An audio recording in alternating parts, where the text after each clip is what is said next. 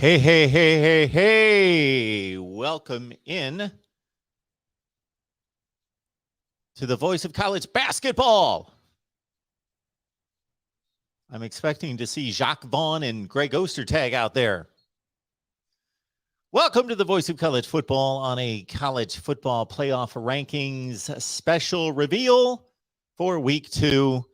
And we share that with all of you. And I knew better than to schedule this at 9 o'clock since it was scheduled on the mothership, the worldwide leader, i.e. ESPN, at 9 p.m. Eastern time between basketball games of, who is it? Michigan State, Kansas, Kentucky, and somebody in game 2. Because I remember now the good old days of being there working on the programming lineup and what was going to happen, because you got your 7 o'clock basketball game that's supposed to end at 9 o'clock, followed by your college football special from 9 to 9:30, followed by your basketball game from 9:30 to 11:30 that leads into Sports Center. But of course, the basketball game ends not at 9 o'clock. It ends at 9:24. And that pushes everything back. And what do we do with the 24 minutes? We got to take from Sports Center and try to figure it out. And how do we figure all that out? Yes, those were the days. Boy, I don't have to deal with that anymore. I just have to deal with, really don't have to deal with anything. It's all just joy and fun with all of you here at the Voice of College Football each and every day as we talk college football and we break out the phone lines, which I will after we get the reveal. I got to tell you, what I did was I've been recording since 10 o'clock this morning, nonstop, 10 o'clock through.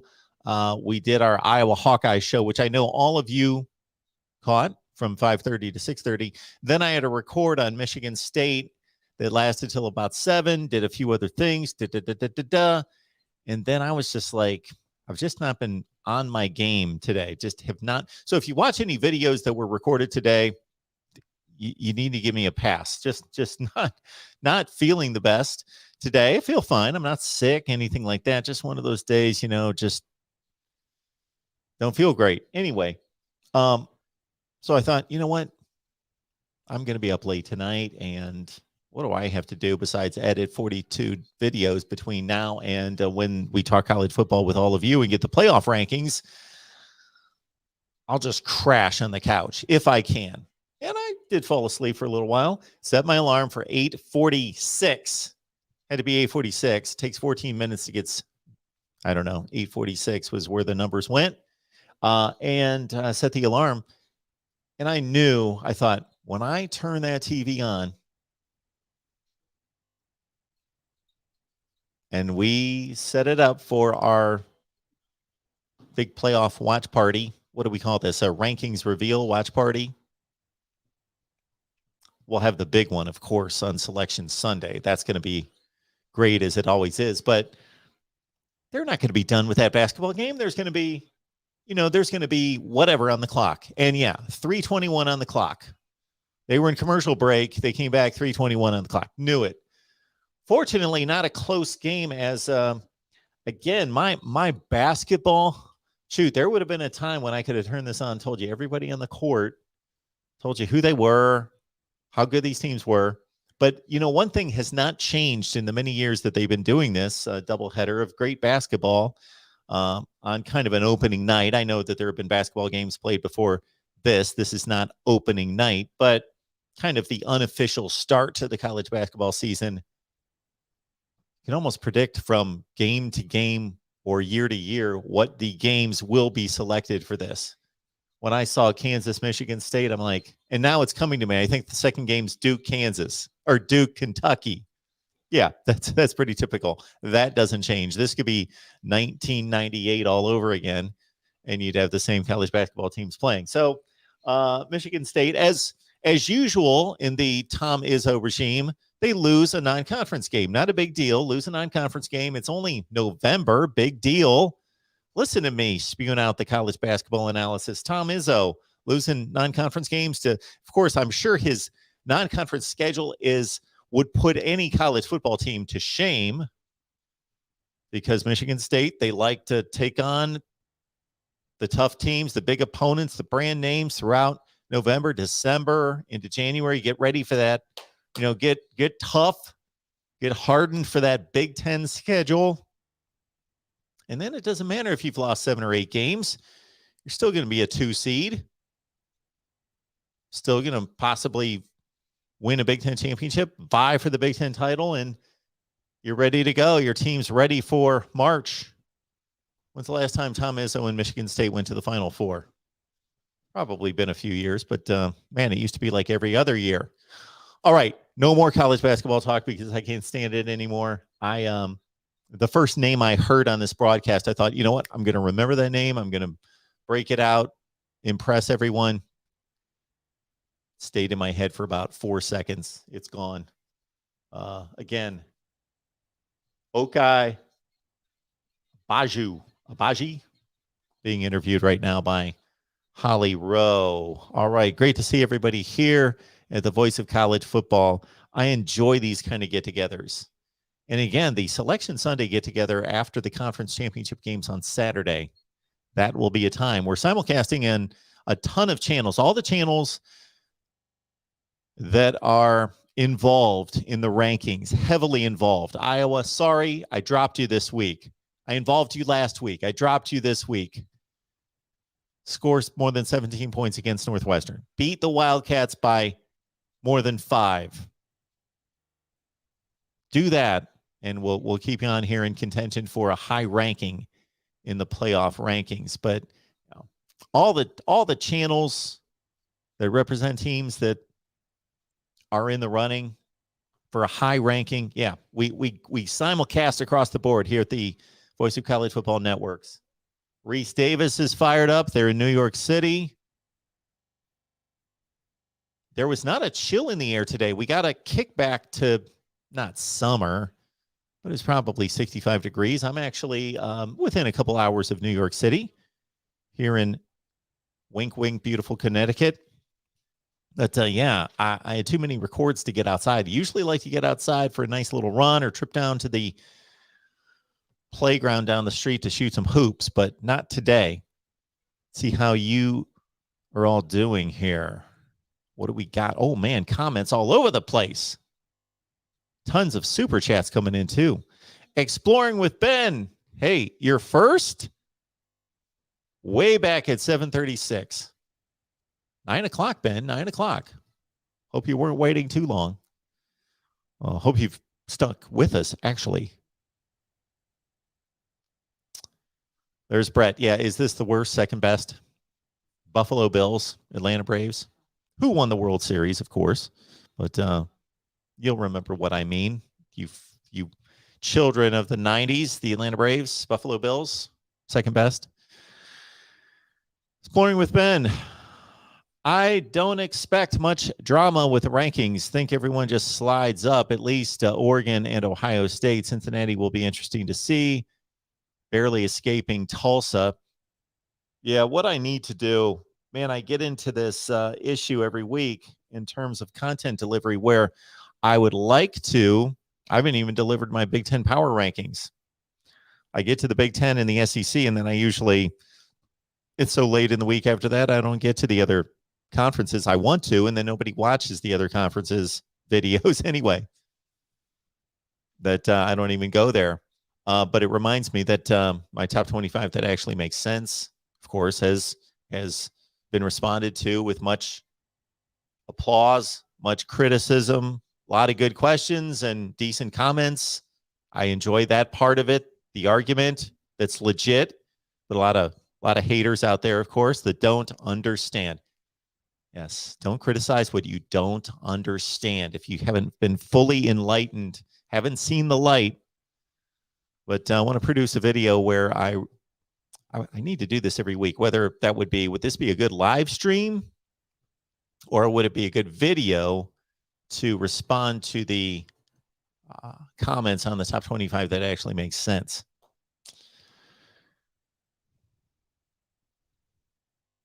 Cement Eagle, absolutely.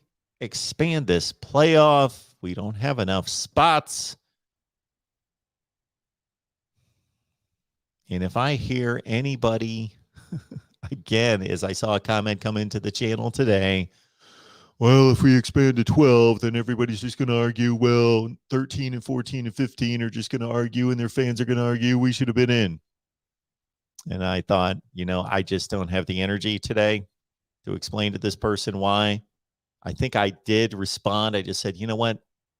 Watch. Just watch my channel. I will respond to that again.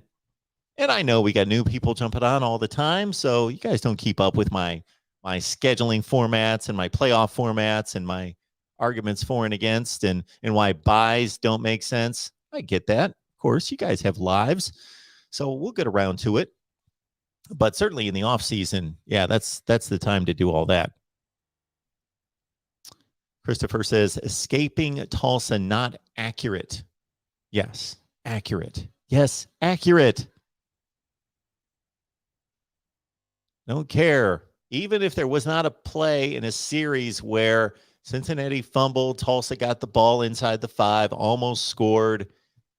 Even without that sequence, yes, Cincinnati still survived. They played a marginal, to be kind, football team, and they did not look impressive. They did not dominate the game by any stretch. They didn't control the game. They did nothing the game. They just won the game.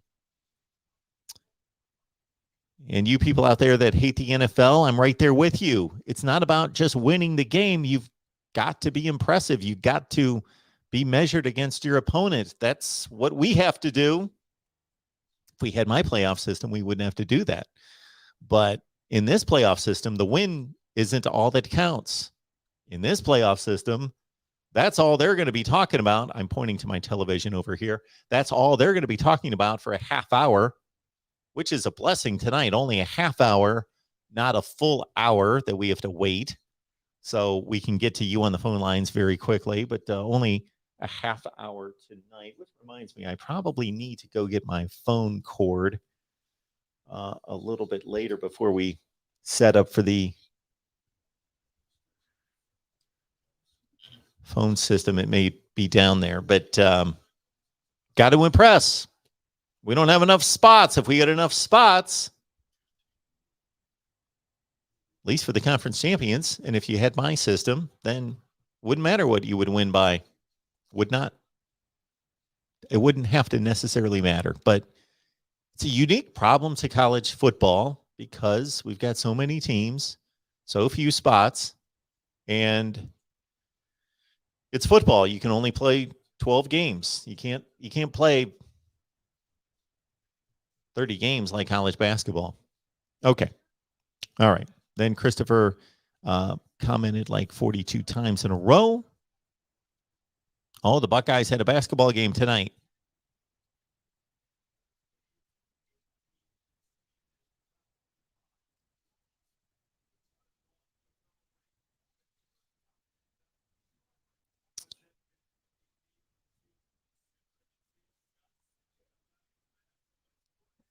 Oh. We're going to get right to it. Here we go. Number 21's Pitt. 22 is San Diego State. Number 23 is Texas San Antonio. How did they magically appear? What happened there? Utah at number 24 and Arkansas at 25. Can you imagine a game between Texas San Antonio and Arkansas? Who wins that game and by how much? How is Utah's resume better than Arkansas's? Okay. 16 through 20, NC State, Auburn, Wisconsin, Purdue, Iowa. Is anybody keeping track of how this compares to my 2025? I don't have NC State that high, that's for sure. NC State's higher than Auburn, Wisconsin, Purdue, and Iowa.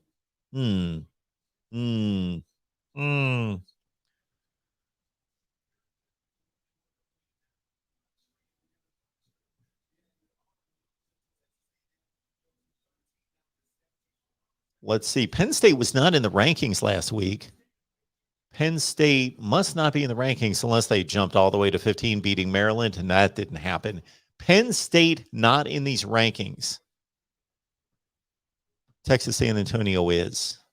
Huh? All right, Texas A&M 11. Wake, Baylor.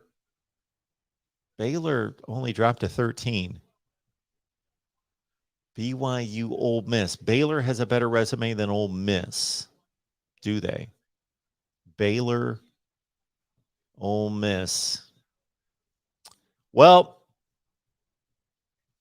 I would say that Texas A&M is the lowest ranked team. Wake Forest, maybe. Certainly Texas A&M is the lowest ranked team that could make the college football playoff. Wake couldn't do it against North Carolina. Couldn't pull through. Couldn't get it done.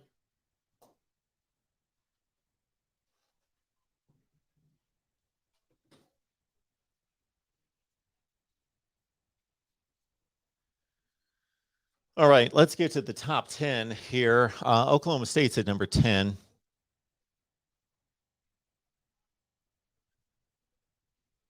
Oklahoma State at 8-1. They're still in great shape. They hold the tiebreakers over Iowa State and Texas. And, well, of course, Texas is history, but Iowa State and anybody eligible for the Big 12 championship game appearance there is the number 2 seed. So Oklahoma State, they can just get themselves to the Big 12 championship game, which it appears as though they will. I think we may have a back-to-back Bedlam series this year with the Cowboys and the Sooners playing back-to-back this year. Notre Dame at 9.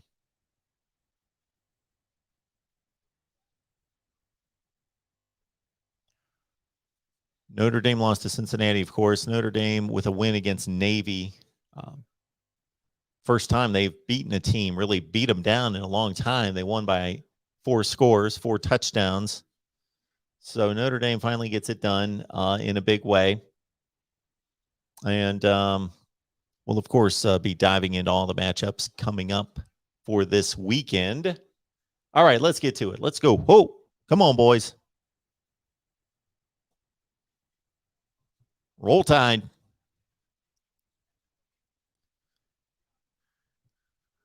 Oklahoma stays at 8. Didn't play. Fine. I'm not understanding this ranking.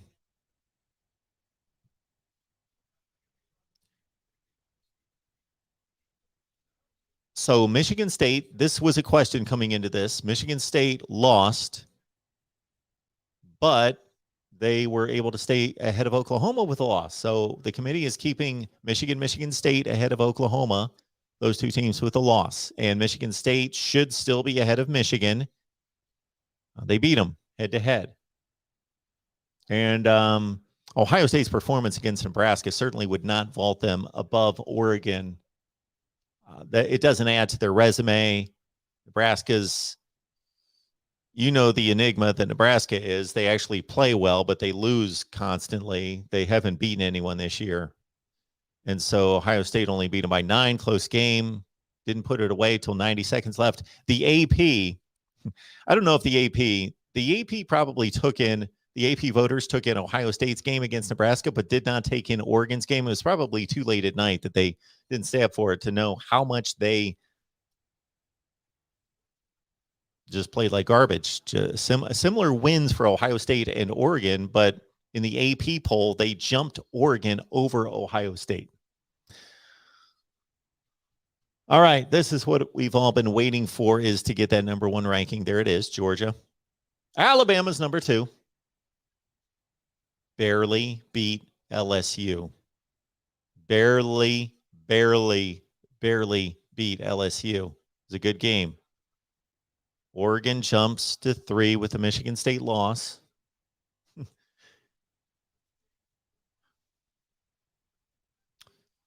Ohio State should be 4. There they are. You'll wonder what the arguments are in that committee room between Ohio State and Oregon.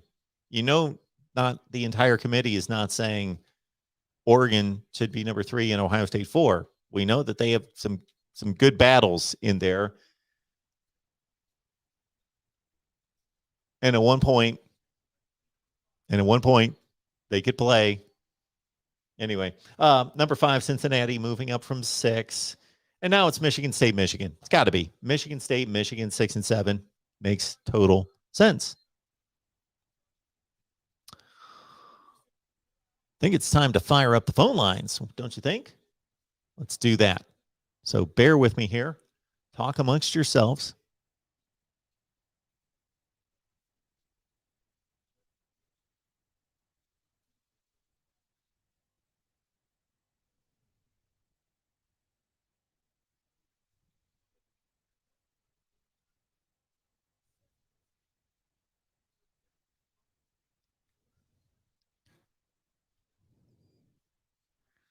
This committee wants Ohio State or Oregon to lose. They just do.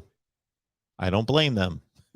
They want one of them to lose so that they don't have to decide that every week or try to figure out if Ohio State's resume is going to eclipse. This is dumb. Okay, they have breaking. Okay, there we go. Michigan over Michigan State. Okay, there's a lot of issues here. They now show their inconsistency. They can compare Oregon and Ohio State. They played head-to-head. We know the whole deal.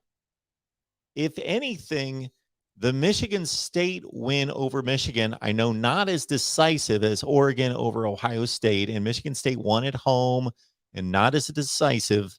But if anything, it's more valid.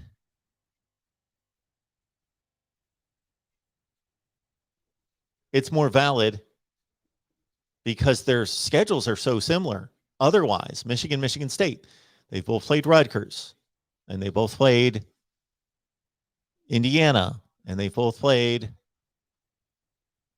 somebody in the Western Division, probably. Who have they both played? Anyway, they at least have two games. Nebraska, they both have played three. They have three common opponents, and that's going to go to 4 and 5 and 6 and very soon.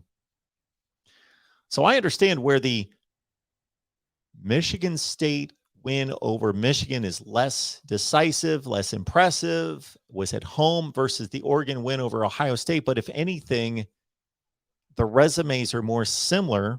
That should keep Michigan State ahead of Michigan.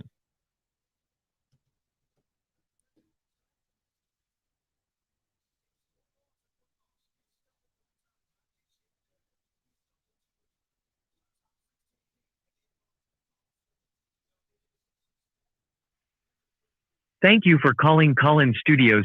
Call screener line. Please enter your show. Enter your 6-digit PIN number. Welcome, host. You are now in the host room and can manage your callers from the Collin Studio web interface. All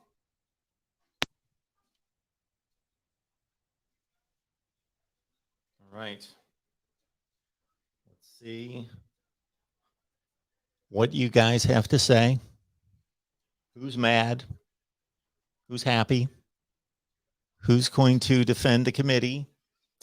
And I don't really know that the committee chair here is going to say anything. That they're really going to say anything that I'm going to say, oh, that really enlightens us. I don't think so. All right. I just have to change one setting and we'll be all set.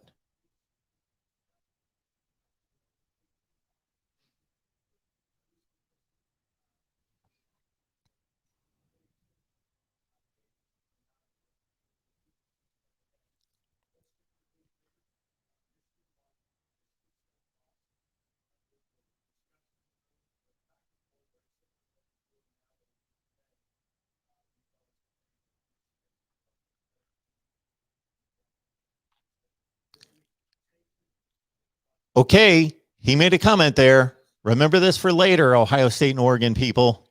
He basically could not explain the Michigan State thing, and he summarized it by saying, we just felt they were better.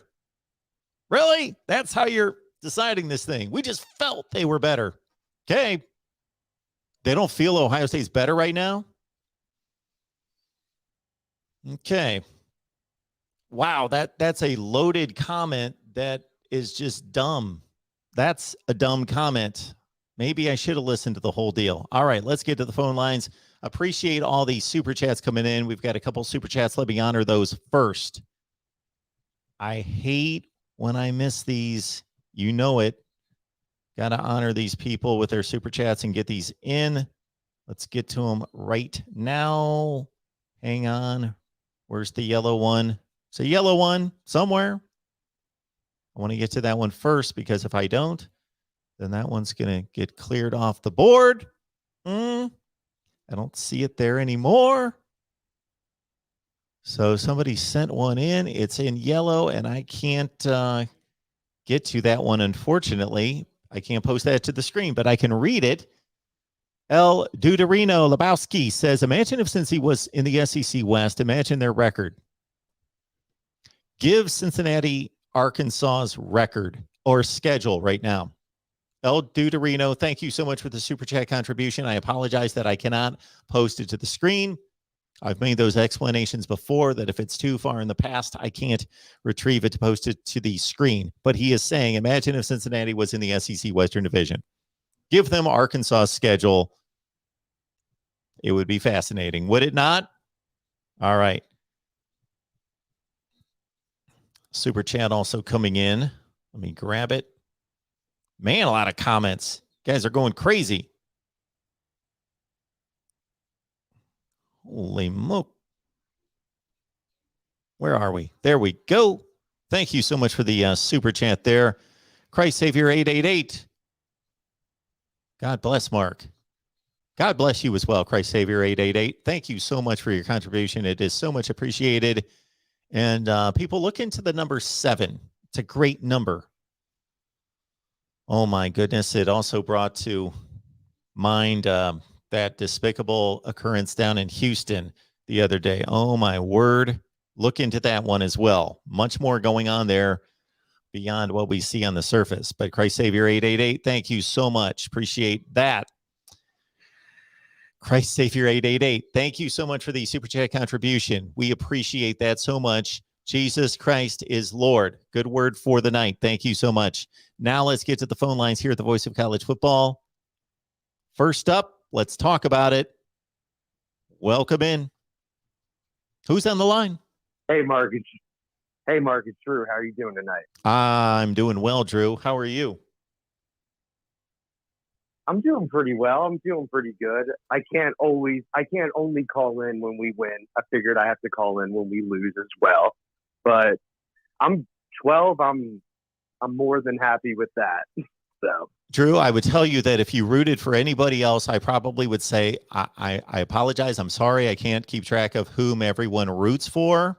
And so my mind was blitzing around for about 5 seconds after you said that. Then I thought, yeah, this is our Wake Forest guy. This must be our Wake Forest guy. Okay, got it. Yes. Yeah, sorry about that. Yeah, I guess I should have said that, but yeah. You know, I was rooting Wake for Forest you. I don't do a lot of rooting on Saturday afternoon. I really don't. For as much of a passion as I have for college football, I just love the sport. And I don't do a whole lot of rooting. I just talk about it with all of you. And I guess most of the rooting has left me. But except for Wake Forest, man, I wanted you guys to stay in this. I did too. Saturday was rough, but just I guess I'll talk a little bit about Wake just because why not? You know, no one else is going to. But and also I will say before I start about that, everyone. I mean, I know there's other games going on, but NC State versus Wake is essentially a semifinal for the ACC championship game. Like It's 7:30 Eastern, I believe, this Saturday. I'm just saying, if your team's not playing, I would watch that one. I think it's going to be a lot of fun. But the UNC game was rough. This might be kind of a contrary opinion, but I actually don't blame our defense. And I know that sounds absurd. How they let up well over 50 points. How do you not blame them? But we all kind of knew it was baked into the cake. They're not very good, so it's situational at that point. And Sam Hartman, he threw 2 picks. He threw a really bad pick. I mean, the defensive player was probably offsides, but at the end of the day, you still threw a pick, and Wake just didn't get the stops when they needed to. But I'm pretty confident. I think, like I said, I'm excited that we're still in it. At this point, I'm done talking about the college football playoff. I think maybe in a week or two, if everything goes well, I can talk about that again. But I will say, Mark, I saw you had an interview with a Wake guy. I definitely checked that out. That was a lot of fun. And even, I remember, I think it was after the Saturday call-in show, someone was like, finally, we can stop talking about Wake Forest. And you just made the little comment that you're like, well, I mean, even a one-loss Power 5 doesn't get let out typically. So, like I said, I don't want to talk about that. Twice. I'm just excited for NC State, and college football is a lot of fun. But one thing that I think is very cool and is kind of underrated, and most people won't care, but look at UVA Notre Dame, because to me, if UVA can somehow get that upset, that's like the trifecta for Wake, because we beat UVA, so it boosts our resume. Yep. Notre Dame, being the 2-loss team, inherently they have to drop. And what people don't like to talk about, and I'm not trying to I've made my thoughts on Notre Dame pretty clear. But at the end of the day, Notre Dame and Cincinnati are pegged together. They're two stocks that are pegged. So if one goes down, the other kind of has to go down. But for Cincinnati fans, what they realize is it's really, they can't let Notre Dame go down. So I would look at it as Wake builds their resume, Notre Dame has to drop, and then by definition, Natty will drop. But I'll let you go, Mark. I will say, not to just dig on Mr. Moneybags, but we should support this show. I'm a Venmo you a couple bucks. I know that I don't do the super chat thing. I'm a boomer, even though I'm 27. But I appreciate the show, and go Deeks. Drew, let me say one thing before we let you go, besides thank you so much for that. And people can contribute all sorts of different ways that don't have to be financial, but I appreciate that support as well. I would cover Wake more. Fill in the blank. Wake, Purdue, Kansas State, Stanford. You can fill in all sorts of schools there. I love those conversations just as much. And actually, hey, I got to admit to all the people that are watching that are the elite fans, and that's most of the people that watch, I'd rather talk Wake Forest and even teams that aren't doing well. I'd rather talk those just because I'm sick of talking the other teams. But the reason I can't do that too much is because unfortunately nobody watches the video, and I make 13 cents off that video, and it just doesn't make a whole lot of business sense. So I gotta balance my own interests with good common business sense in terms of the content I produce. But I tell you, I enjoyed that conversation about Wake as well.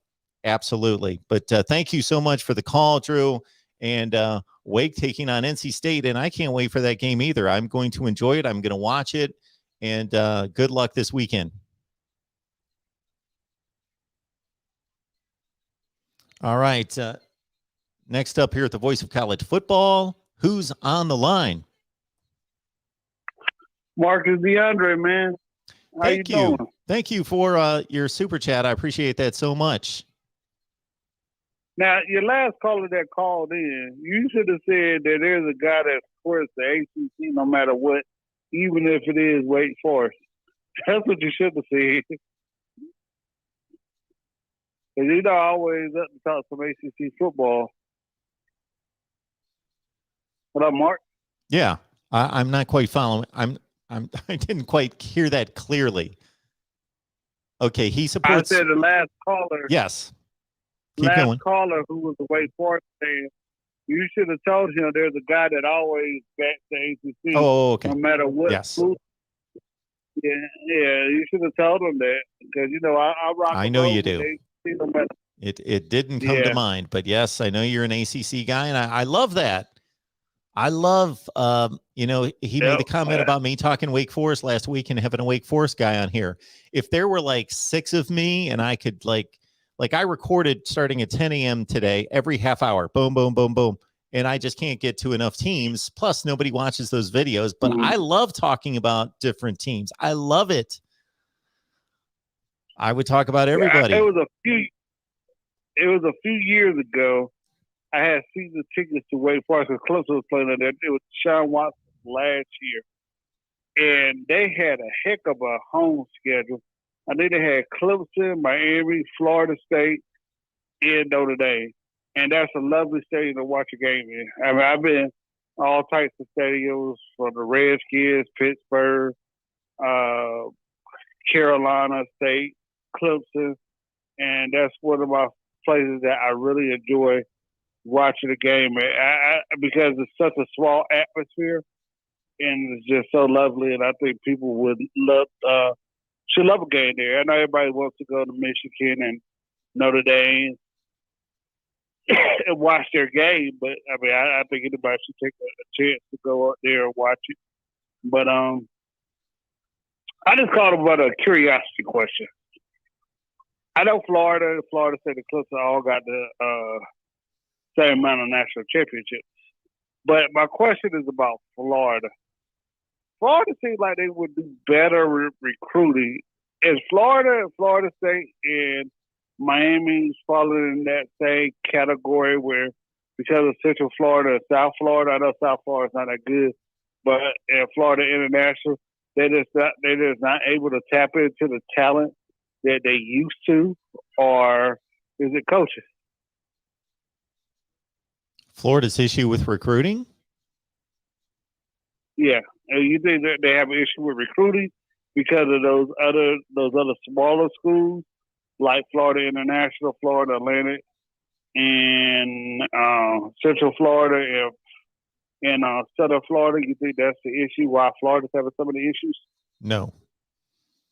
Because they're not fighting for the same players.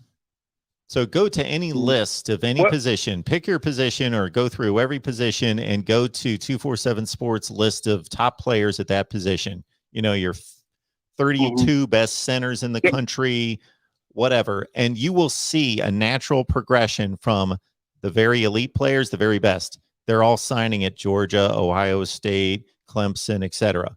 And then you'll see it drop when you get to like player number 10, 11, 12. Then you start seeing Michigan, Penn State, Notre Dame pop up, and then a little bit lower. Not that they're not grabbing top players either, but you'll just see a natural progression, and you'll see the programs just continue to go all the way down. And then you'll see near the bottom of the list, you'll see the FIUs and those teams, and maybe they won't even get on the board. So they're not fighting for the same players. I think Florida. The reason why, the reason why I bring that up, because I'm assuming these schools didn't have programs in the 90s, and some of them were upstarts, and maybe the 2000s with Florida and Florida State and Miami were making their runs. I don't think none of these schools have programs. I think Central Florida might have, but those other schools didn't have programs. Am I correct? Yeah. So remember the joke in the ACC was Florida State second team will finish second in the ACC back in the day. Yes. And the reason why I bring that up, because a lot of those players that might be at Florida, Central Florida, Florida International, Florida Atlantic, they will be backups compared to starting at those particular schools on those three rosters. I already told you why I think Florida State fell off. I think because they used to tap into LSU, and David came in there and blocked it off and stopped a lot of Florida State players from leaving and going to leaving Louisiana, going over to Florida State. But I think that has a lot to do with it. That's why I was asking. Okay. Well, I'm not gonna. It's just not a good. It's not the conversation to have tonight. We got about 280 people on the line, and I guarantee that none of them care about Florida recruiting right now. So we're doing a playoff show. Okay. Hey, yeah, man. Yeah, the playoffs not this year for me. But hey, Mark, hey, you get to everybody else, and hey, man, I appreciate the call in. I don't know something else I'm about to tell you about. I don't know what I was about to tell. Hey, I figured out I am here. Call back anytime. And, thank you, Mark. All right, DeAndre. Appreciate it.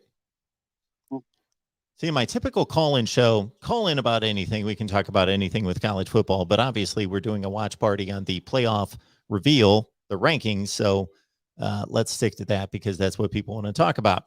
Welcome to the Voice of College Football. Who's on the line? Hi, Mark. This is Ben. How are you doing today? I'm doing well, Ben. How's it going? Were you the first one in the chat? Was I the first one? No, I was, no, not in the chat at all tonight, actually. Oh, okay. That was another Ben then. Okay. No, there's another Ben. Yeah, there's another Ben, like something about something exploring. I remember. Ben. Okay. Yeah. What's up tonight? Exploring Ben, yeah. Oh, anyways, hey, I want to agree. I agree with you on I'm not an Ohio State fan, as you remember, but I agree with you. Ohio State should be above Oregon. At least, I didn't watch I actually just watched your show. I didn't watch the reasoning of Oregon being placed above Ohio State. But I never said that. I cannot. I watched. Wait a minute. No. I thought you were quoting them. Quoting the show about Ohio State and Oregon? I thought you were quoting the show. I thought you were saying that I may have misunderstood, but I thought you were saying they were saying that Oregon looked better than Ohio State. Did I misunderstand? Okay.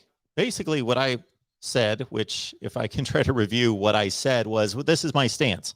My stance is always head to head. If two teams have the same record and they played, then I'm going to give the better ranking to the team that won the head to head. That said, this situation is challenging my stance. It is severely challenging it right now, and it will challenge it more and more and more as Ohio State's resume just goes through the roof and Oregon's continues to suck and suck worse because the Pac-12 is just beyond awful. But when I was making this statement that the AP voters, not these rankings over here, this is before it was revealed, the AP, for some idiotic reason, I don't understand these people. And obviously they, I'm sure, have all sorts of intelligent people voting in the AP, but they also have some knuckleheads. For some reason, based on that Washington performance, they leapfrogged Oregon over Ohio State this past weekend. And I just believe that nobody watched football or didn't understand what they were watching this weekend.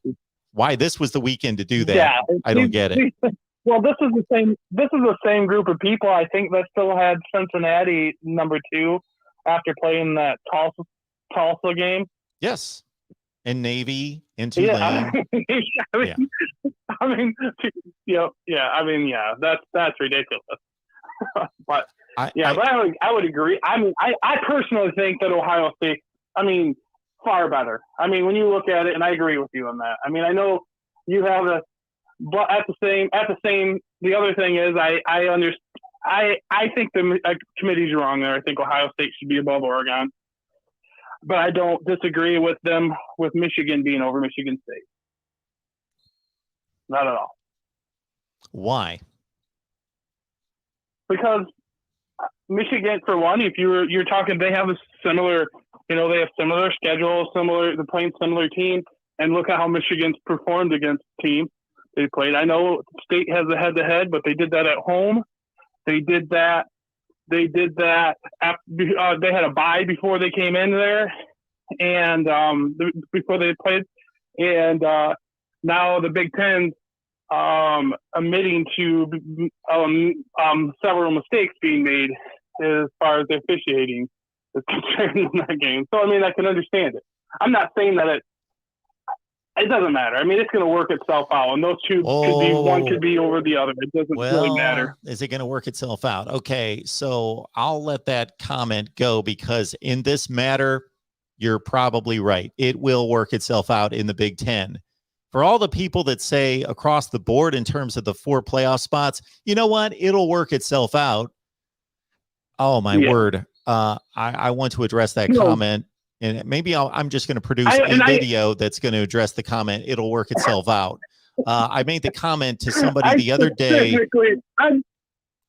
During a show, I made a comment because I read it in the chat the other day that it'll work itself out, and I made the statement, just because something comes to a conclusion doesn't mean it worked itself out. Meaning if I go to death row and I'm completely innocent, but I was incorrectly accused and charged and convicted, and I'm on death row and I get the electric chair, that's the conclusion. It worked itself out. There was a conclusion, but it was the wrong one. So that doesn't mean it worked itself out. If we come to the wrong conclusion, the beginning, the middle, and the end. Yes, there's going to come a day, the day after the championship games, that those 13 people are going to decide who makes the playoffs. That doesn't mean it worked itself out. That means they're going to have to tell us the 4 teams that make the playoffs. Yeah. No, I actually rarely use that term, and I only use it in this case for what does it really matter with Michigan and Michigan State, which one's above the other one, because there's only going to be, if either one of them suffer another loss, they're out. If you're right, it works itself out. I guess there's 100 it works ways itself to out play. Because they all play. That works itself out in the Big Ten Eastern Division. Absolutely, it does. It works itself out. Yeah. They all play. Yeah. But I agree with you on that state. I mean, I rarely use that. I'm not. There's been many times before, it didn't work itself out. I can go all the way back to Michigan tying Ohio State in 1973, where Ohio State gets to go to the Rose Bowl. They're both undefeated. They set for the tie. Ohio State goes to the Rose Bowl and gets national championship, and Michigan doesn't get a bowl at all in 6th place in the AP. Didn't really work itself out for Michigan. But yeah. But anyway, hey, that's just a comment I wanted to make. I'll let other people get a chat. I don't agree with Ohio State being under Oregon this time as well, and I do agree with Michigan. I could see it going either way. It wouldn't disappoint me. Very good. Well, thanks so much for the call. I appreciate it, Ben. Have a good night. Oh, Mark, one more thing. I want to call another time and talk with you about the Harbaugh and James Franklin discussion to kind of continue on, because I think you were incorrect with a few of the statistics you were talking about. I would like to discuss that with you in another time if we can get a chance. I don't want to do it today because. So I just want to clarify. You were the one that called about Harbaugh versus James Franklin. We had that conversation. Yeah. Okay. We need to continue that. Yeah, I would love to continue that, because you're under the impression that James Franklin has less losses than Harbaugh since Harbaugh's been there, and he doesn't. He has more. I counted it up after I talked Franklin to you. Has a better record since I said pick the year. You said 2016. I said James Franklin has a better record since 2016. Yes, James Franklin has been at Penn State longer than Jim Harbaugh has been at Michigan, 2 more years. And in those 2 seasons, James Franklin got off to a rough start. He went 7-6, 7-6. Yeah, his record overall is not as good as Jim Harbaugh. But since they've been coaching at those respective schools, Franklin's record is better than Harbaugh's. Yeah, since they've been coaching. He's accomplished a lot more. No, since they've been coaching. He has more losses. He doesn't have more losses. He's got a better record than Jim Harbaugh. Do the addition. He's got a better record than Jim Harbaugh. I counted him up, man. He's accomplished. I counted him up. All right, we'll talk about it some other time. Thanks for the call. Okay, we'll have to talk about it another time. I will. Yeah, I just can't handle that anymore. It's not. It's right there on the internet. Just look it up. All right, it's close, but look it up. All right. Yes, James Franklin went 7-6, 7-6 his first 2 years. When I don't know something, I will tell you I don't know something. When I know something, I say I know it.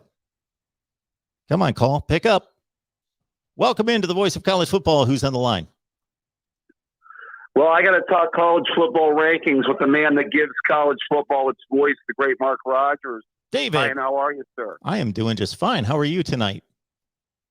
I'm excellent. By the way, the one data point that Franklin obviously has over Harbaugh, actually 2. He beat Ohio State, and he has a Big Ten championship.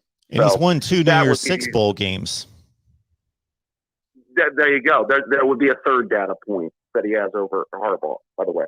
We'll throw that out there. But I want to get one other thing. Then I would say Ohio State did not win the national championship in 1973. They finished number 2. By the way, great Big Ten special tiebreaker. If you ever get a chance to watch it, one of the best things Big Ten Network ever did. Did you ever see that one, Mark? I've seen it countless times. Yes, he was off on a tangent. I got to admit, sometimes I zone out. I wasn't listening to anything he was saying. So he said Ohio State won the 1973 national championship. Is that what I heard out of you? I had tuned him out. That's what he said. I don't know what he said. Okay. I heard 1973 in Ohio State, and all I could think of that point is we need to talk about the 2021 college football rankings. Let's get off the phone. So, and that's what I'm here to do, Mark Rogers. Let's get into it. I'm going to say this. First of all, I'm going to disagree with them. And I've said this, and I think I've said it to you before. I'm a lifelong Ohio State fan. I've been an Ohio State fan since 1986 when I saw Chris Carter and Chris Spielman, two of my favorite Buckeyes of all time, play football. And I must say, Mark, Oregon should be ahead of Ohio State. I watched the two teams play. I know Oregon plays in a bad conference, but they came to Columbus and they won. And they won. I wouldn't say they won the game handily, but they won the game. Pretty much, they led start to finish. Decidedly, Ohio State, I use that term. Yeah. What's that? You would say decidedly? Decidedly. Okay. I mean, it was obviously a competitive football game. I mean, when you have the ball with the chance to drive down and you know, two legitimate chances to tie the game at the end. But you're right. I mean, Oregon led the game start to finish. Ohio State was playing from behind for, you know, the entire football game. I mean, conversely, as we talked about with Sparty and the team up north, I would say this. When we watched that game, you listened to Steve Dace crying his beer about it last week because the team up north blew the game. I mean, I watched that game from start to finish. If you look at it, I think that game was more about them losing than Sparty winning, in my view. I don't know if you felt the same way coming away from that football game. Yeah, I thought I think Michigan State figured out Michigan's defense, that it held them to 2 touchdowns through about 5 minutes left in the third quarter. Michigan obviously had issues with personnel groupings, and why that was never talked about or knowledge of the college rules is a bad one on their defensive coordinator, Mike McDonald, and the coaching staff. And yeah, most games are more lost than they are won typically. So you're telling me that, yeah, it was a much closer game. Plus, it was on the road for Michigan rather than Ohio State playing at home.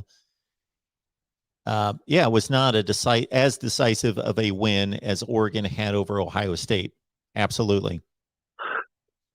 So by that rationale, you do not have an issue with what the committee did as far as ranking Oregon, where they have Oregon, Ohio State, where they have Ohio State, Michigan, where they have Michigan, and then Michigan State, where they have Michigan State. Then, okay, correct. Based on what we just stated, I shouldn't have an issue with it, but let me flip the argument and make a case for Michigan State versus Michigan, and that scenario versus Ohio State and Oregon.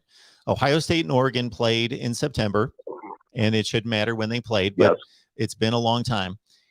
They then separated and played completely different competition, where Michigan and Michigan State play in the same division. And they have already both played, in addition to themselves, Rutgers, Nebraska, Indiana. I believe I'm counting all 3 games that they've played a common opponent. And then in addition to that, they're playing like competition within these 2 divisions in the Big Ten. And so we do have a comparison to make to say, well, they also played these 3 common opponents. How did they do? Well, it's kind of inconclusive, meaning they both won by a field goal against Nebraska. Okay. We can go into the details of who played a closer game. And I would say that Sparty was more benefited from the outcome than Michigan, but they both won by a field goal over Nebraska. Michigan State won much more decisively against Rutgers than Michigan did. They beat them by 25 points. And it was a 1-score game at home for Michigan. Now, Michigan beat, who am I missing? Indiana, Wisconsin, this past weekend. No, they didn't Okay. both play Wisconsin. They beat Indiana more decisively this past weekend as Michigan State struggled against. So you shake all that out, it's about even between the three common opponents. But I think it, in a sense, justifies that result a little bit more than Ohio State and Oregon playing and then playing just completely separate competition. It's just another way to look at it. Well, yeah, I would agree. And Mark, I don't know if you've already done it. I haven't seen your conference rankings, but, and I'm saying this directly to the SEC people, the Big Ten is the better conference this year. I'm throwing it out right now, Mark. True or false? I can't answer that question. I'd have to go one by one. I believe that the SEC has the two best teams. I believe they do. I'm talking about depth, though. It's the depth Sure. of a conference right now. You look at it, you know, the Big Ten, you know what I mean? You have the division, which is solid. You have Ohio State. You have Michigan. You have Michigan State. Penn State's dropped off. I get that. But Wisconsin's coming on like gangbusters. Purdue just entered the top 25. So, I mean, you know, but that's pretty solid. It looks that way, but what are we basing that on? Again, this is the problem with the whole argument of conferences is once they stop playing non-conference games, they're playing each other. So what's the aggregate record of the SEC? 500. What's the aggregate record of the Big Ten? 500. Everybody wins a game, loses a game. The only thing that determines of these conferences playing within the conference is how deep is the conference? Is it top heavy with a few really good teams, or is it a Clemson type ACC situation where they're completely better than the rest of the conference and the rest of the conference is a bunch of 7 and 5 teams, or what is it? That's all that truly tells us. Well, right now, in your opinion, who's the third and fourth best teams in the SEC? Number 3 and 4 in the SEC would be Texas A&M and Ole Miss. Okay, Texas A&M and Ole Miss. Okay. I mean, well, that's why I was going a little bit with depth because I mean, you go Ohio State, Michigan State, and then I think Wisconsin's a solid 4. I mean, I think you know, and then I think you get a little bit more depth because Purdue's playing solid football too. I think it's very close this year, if not a slight edge to the Big Ten. Okay, I can understand that. I respect that. It's not a joke of an argument.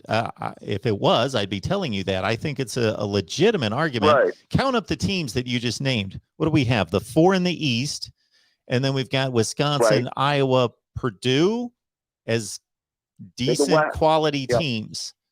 If you include Purdue, you got to include Minnesota. They got the same record, and they beat them head-to-head. So what are we talking? 7 teams that – how do we classify that are quality teams? They're top 40 teams in the country. 7 of them in the Big Ten? Yeah, I mean, correct. Then those would probably be teams that you would probably reach in the top 40, yes. That you could put out against almost anybody in the country and they wouldn't be embarrassed. There might be an exception. Purdue goes and plays Georgia and loses maybe 42-10. Yeah, there are exceptions, but generally they could go out anywhere in the country and not be embarrassed. Those 7 teams.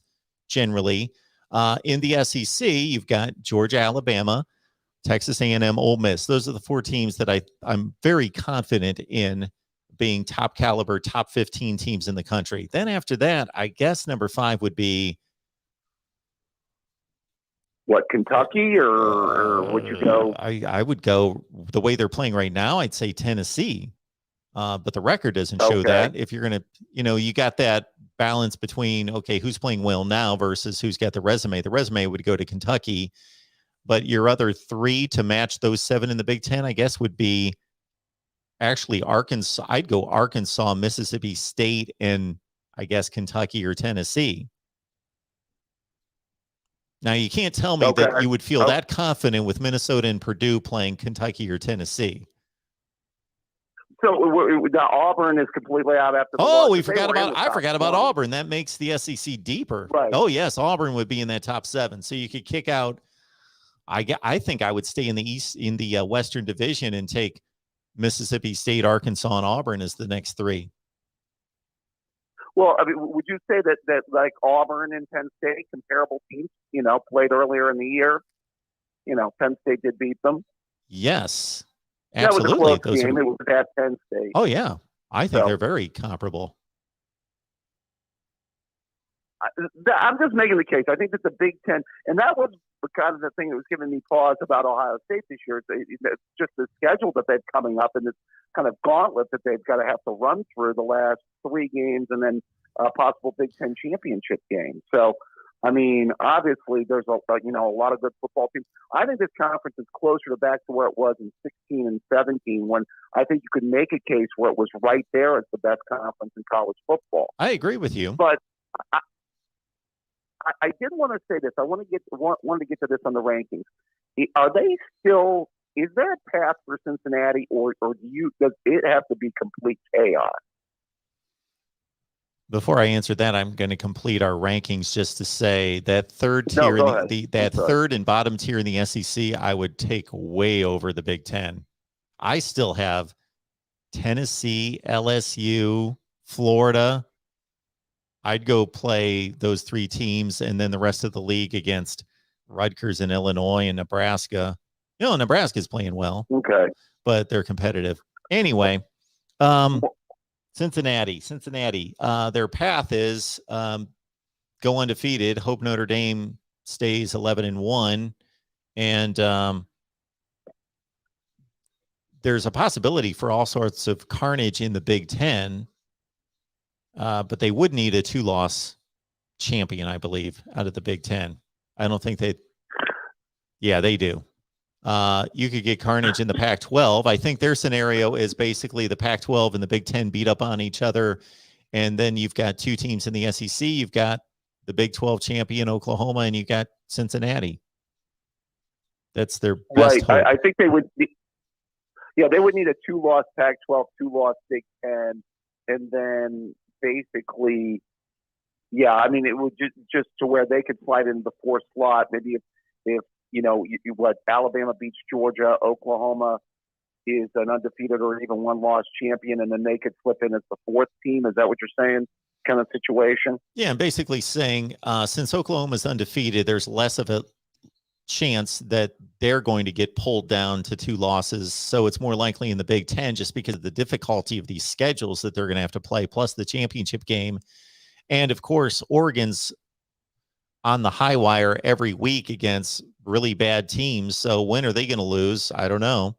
But they still have a couple of games. I shouldn't even mention who Oregon's playing. It's like they don't even have to play anybody good to be on the high wire. So whoever they're playing, and I know it's Washington State this weekend, just wait for Oregon to lose, and that knocks them out, eliminates the Pac-12, and whatever happens in the SEC, 1 or 2 teams.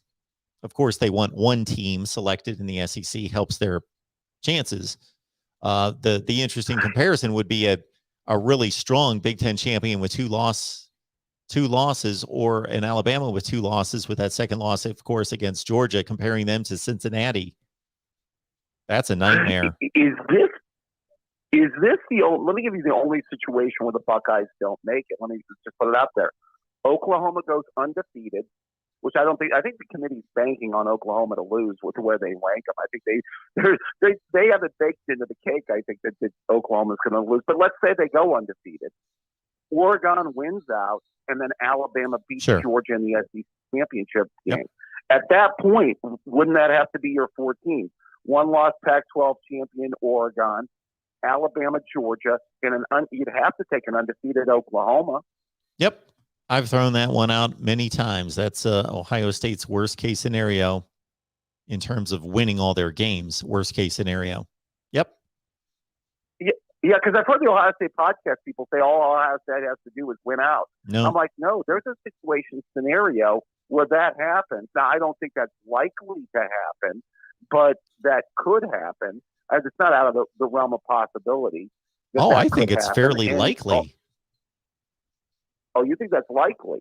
Well, I don't think it's obviously the probabilities are against any scenario. You could draw up any scenario. Obviously, there's a million other scenarios. So you go with the field over the one scenario. So it's not likely, but I think it's a likely scenario as much as scenarios come. Nope. Again, each one is only one of a zillion. That's a likely one, don't you think? Oklahoma goes undefeated. They win the rest of their games. They're winning them now. They're 9-0. They only have 3 left plus the championship game. Oregon continues to win. They're playing awful teams. Even Utah, this 24th ranking in the country, I don't get it. Utah, they just lost to Oregon State last week. The week before last, they've lost to San Diego State. Anyway, the Pac-12 is not good at all. So Oregon wins through, and then that Alabama-Georgia split where they both get in. I think that's, again, it's not likely. No scenario is likely, but it is one of the more likely scenarios. And if anyone thinks the committee is going to, I believe I lost everything here. My call-in system must have dropped the call. Is that what happened here? It appears so. Let's I apologize to David. Thank you for calling. Just hung up on us. I heard that beep, and usually that's just people calling me. That's just a personal call coming in, but it was not. All right. So hopefully the 3 calls that are on the line, and there are more, will stay on the line and still be there. All right. I will take the next call. And again, I apologize, David, but we'll move on with the phone calls here. Welcome to the Voice of College Football. Who's on the line? Hey, Mark, it's the real MVP. How you doing? I am doing well, man. What's going on? Well, I'm not sure if you saw this, but the committee has lost their mind today. I saw it. I witnessed it. Listen, if you want to make a move like that, you have to at least pull the trigger for both of them. I would be less upset if Ohio State was above Oregon, as well as Michigan State above, or Michigan above Michigan State. But just doing one and the other, I mean, it makes no sense because Ohio State is so far and away better than Oregon compared to Michigan State. Yep. And I almost think that they're setting us up. I think maybe they're having a good laugh in the back room thinking we're going to dangle that out there for as long as, and we'll just let people argue about it and be pissed off at us and wonder what we're doing. And then it's, any week they can pull the trigger on Ohio State. As long as Ohio State keeps winning, any week they can, boom, move them up past Oregon because they're going to be playing Purdue, Michigan State, Michigan, and a Big Ten championship game. At any time they can say, whoop, that was the game that pushed their resume, boom, past Oregon. That made it so ridiculously one-sided that we can say, okay, that trumps the head-to-head, and now we move Ohio State. I kind of think that that's going to happen at some point. I mean, it's much more likely today than yesterday. But this doesn't make sense as well from last week's rankings because Mississippi State was ahead of Kentucky. Wisconsin was ahead of Iowa. And both of them had not just the same record, they had an additional loss. True and we're and still true. Ahead of the team they beat. True and true. Absolutely. And there was another one in there, wasn't there? Well, there was Oklahoma State and Baylor that had the same record. Baylor, Oklahoma State, and they had Oklahoma State with the same record and one spot ahead. Absolutely. You pointed that out last week very astutely. And to your point, not just even the same record, a worse record, and they ranked them above. And they're playing in the same conference. Right. So their schedules are very close. Where Ohio State's playing this massively tougher schedule than Oregon. And Oregon's looking a whole lot worse than Ohio State, and Oregon has the much easier schedule as well. Yeah, every week they look terrible. Right. I think, and I've got to throw this out here for the back half of the thing, the top 25. I mean, it's not the beautiful part that we all talk about. How in the world is Utah ranked? I don't know. As soon as I saw that, I couldn't believe it. I mean, I thought the FPI having Utah ranked in the top 25 was insane. I mean, are you kidding me? Who is Utah? I mean, it feels like they haven't beaten anybody any good. Nobody. Yeah, they've beaten no one. They got to play BYU out of the conference, and they lost. And they lost to Oregon State the week before last. Oregon State. Yeah, I don't know. Who's their other loss? Utah, BYU, Oregon State. They lost to somebody else bad. Somebody else in the Pac-12. Some irrelevant team. Who else did they? Oh, they lost to San Diego State. Oh, well, yeah. They're ranked at least. Yeah. But again, who's San Diego State beating? Yeah. They beat Fresno State. Fresno State's better than any win Utah has. How? And, if Utah was, again, to your point, let's say they had a better record, then I noticed Arkansas below them. I don't have the rankings in front of me. Somebody else was there. UTSA was ahead of them. Okay, well, that's another deal. But Arkansas, is the committee really looking at Utah's schedule against Arkansas's? Texas, Texas A&M, Mississippi State, Ole Miss, Georgia. Let's have Utah play Georgia. Let's put Georgia on their schedule, and Mississippi State, and LSU and Alabama are coming up. Right. Gosh. And also, Houston needs to be ranked. Yes. Swap UTSA out. Put Houston even at 25. They're 8-1. Their only loss was in week 1 from a come-from-behind victory against Texas Tech. Now, Texas Tech, this world-beater team, no. But they're a decent team, and Houston has dominated most of their schedule. They beat SMU, who's a better win than Utah has, a better win than UTSA has. I mean, the disrespect the American Conference is getting.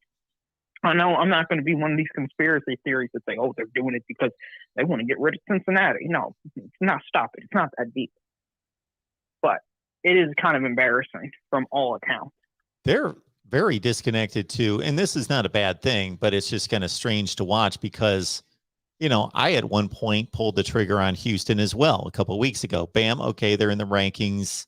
And again, like we discuss all the time to Real MVP, that it's a different and a difficult judgment to make because you're ranking, like you're looking at Arkansas, plays this killer schedule. You're looking at Houston thinking, okay, they play a bunch of okay teams. How do you weigh that against each other? Because it's not close.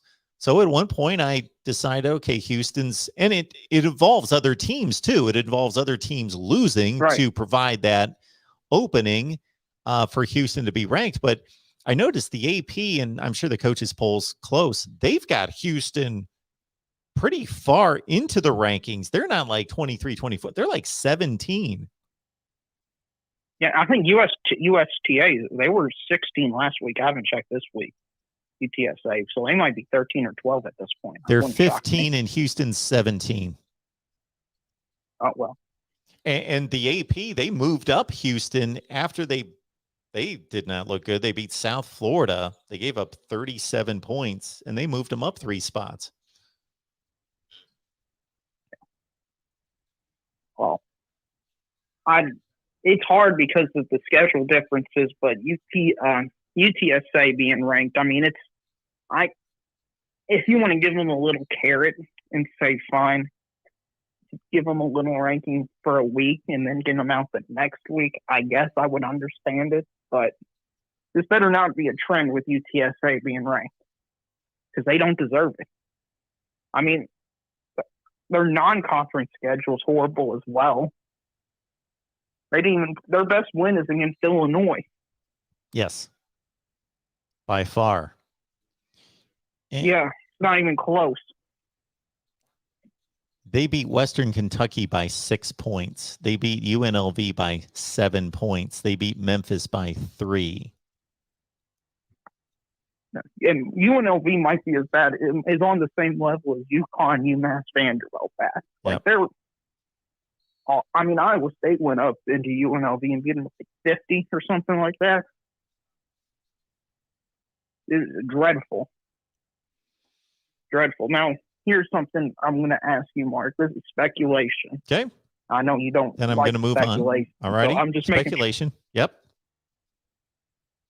If Oklahoma beats Baylor, will they jump Cincinnati? Because I don't think they will.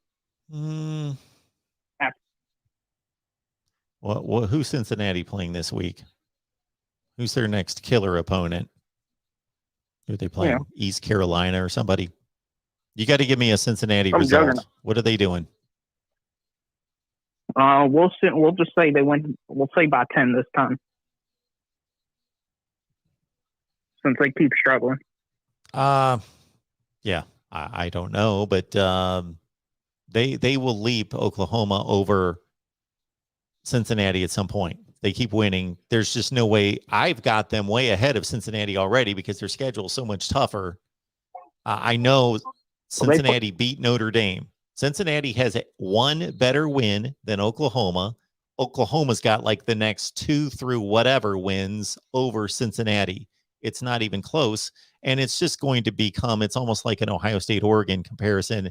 It's going to become a complete joke because Oklahoma's playing Baylor, Iowa State, Oklahoma State, and then a Big 12 championship game. They are playing 4 quality teams in a row, all of which are better than anybody Cincinnati plays except Notre Dame. So that they're going to jump them either this week or next week. That'll be my prediction. Right. And if you're an Oregon fan, and I mean, part of me feels, I mean, and they're playing horrible and they're not helping their case at all, but what do you tell Oregon if they go 12-1 or left out of the playoffs? Because they win and they did what the committee has asked them to do and schedule a really good opponent on the road, and they won that game. Absolutely. So do they just say, does Oregon just say, screw it, we're scheduling an FCS opponent? Maybe. We're scheduling Bowling Green now. Maybe. And all right, man. Do you think that would, sorry if I'm taking too long. I'll see you later, Mark. I appreciate it. Thanks for the call. Just, so I have no idea how many people are on the line. I only see the person on the line and then the 2 people behind them. So a total of 3 calls. So there could be 30 people on the line. So we need to keep moving here at the Voice of College Football. Who's on the line? Hello, can you hear me just fine? I can. What's going on? Hey, Mark. How you doing, man? I'm good. Who am I talking to? All right. My name is Gabriel, and I remember calling you like a couple of weeks ago. And the first 3 reactions I have from those weeks ago now is wow, wow, and wow. I mean, I think those are 3 words that's on everyone's mind right now. Just comparing 5 weeks ago to now, so much chaos. I mean, this college football season is arguably one of the best. And I understand that the committee, is everyone's jumping on the committee. But, I mean, you got to tip your cap to everyone that's been surviving so far this chaotic season. I mean, it's unbelievable at this point. Yeah, it's been fun. And I try to not be too critical of the committee. They do have a difficult job. And for every decision they make to have one team over another team, you can make you can make all sorts of different arguments for the other teams typically. I just don't like when they're inconsistent and when they change when the committee chair tonight can't even explain why Michigan State's behind Michigan, and he finally gives up and just says, we just feel Michigan's better. Well, absolutely. So, So, what I wanted to discuss today is, so many things. I mean, the last time I talked to you, I was basically saying the possibility of Cincinnati, UCF, and Houston and BYU go to the Big 12. Oh, well, that happened. So they're all going to the Big 12, I think, in 2023, 2024. And I think by that time, Oklahoma and Texas will still be in there because they said they're not leaving to the SEC until 2025. But, wow. Right now I have my tablet here with me. I'm looking at the rankings and I'm looking at all the schedules. And it's just crazy what's happening. I mean, you got the Big 10 that could potentially eat itself up with Michigan going against Ohio State and Michigan State. I think going against Ohio State. Yeah, that's the game. And basically, I feel like what the committee is doing right now is basically setting the table. I mean, your last caller was talking about how Utah's ranked. I have no idea how Utah is ranked. I mean, that's just one thing that blows my mind. I would put Houston over Utah, but I believe the committee is doing that so they can set up the excuse for Oregon. Even though Oregon beat Ohio State, that was a nice win from Oregon, but we got to remind ourselves, Oregon lost to Stanford. Yes, I know it was in overtime, and yes, maybe the referees were a little bit off that game. Maybe they did a bad call or two, but mainly Oregon put themselves in that position to where that needs to basically happen. So I believe they put Utah ranked. If Oregon beats Utah, which I think they're going to beat them twice if Utah keeps winning, goes to the Pac-12 championship. If they beat Utah twice, they're setting things up for Oregon to be in the playoffs with Oklahoma going undefeated. I believe that Oklahoma will make the playoffs if they're undefeated. I mean, like, come on now. I mean, let's be realistic here. I'm looking at Ohio State. If Ohio State wins out, they're clearly in. Like, it's just so many of these teams that are in contention right now. It's just unbelievable. Like, and talking about very quickly about the Michigan State. I was watching ESPN thing when you were reacting to it live on stream, and basically, I think what they said was that they had like a half an hour debate about each team.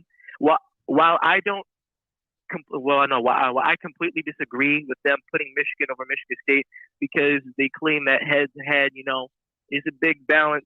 I can somewhat understand it from this point, and from the point that Michigan did lose to Purdue, that was unranked, but should have been ranked, honestly, in my opinion, but now is ranked. But that's the only play that I can see that makes somewhat sense. But overall, I mean, it's just like I'm speechless. I'm just speechless right now. I just don't know what to say.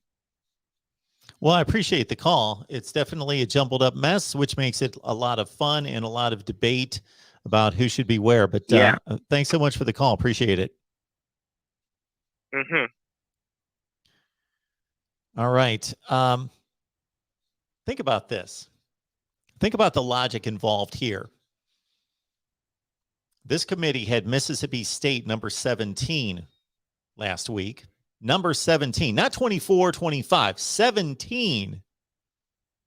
Mississippi State played Arkansas over the weekend. An Arkansas team that the committee now has ranked, that was not ranked.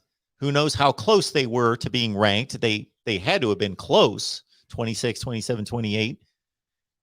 Arkansas beat Mississippi State at home, a game in which Mississippi State missed a 40-yard field goal at the gun. And I didn't see the entire game. I was in and out. But apparently controversial calls, very close game, some iffy calls. Well, if Mississippi State just lost to Arkansas by that much on the road, doesn't that almost validate that they stay in the rankings regardless of their record? Whereas if that was a strong enough win to vault Arkansas into the rankings, doesn't that also substantiate Mississippi State somewhere staying in the rankings? And I don't have Mississippi State ranked, but they're close. I've got them very close at 5-4.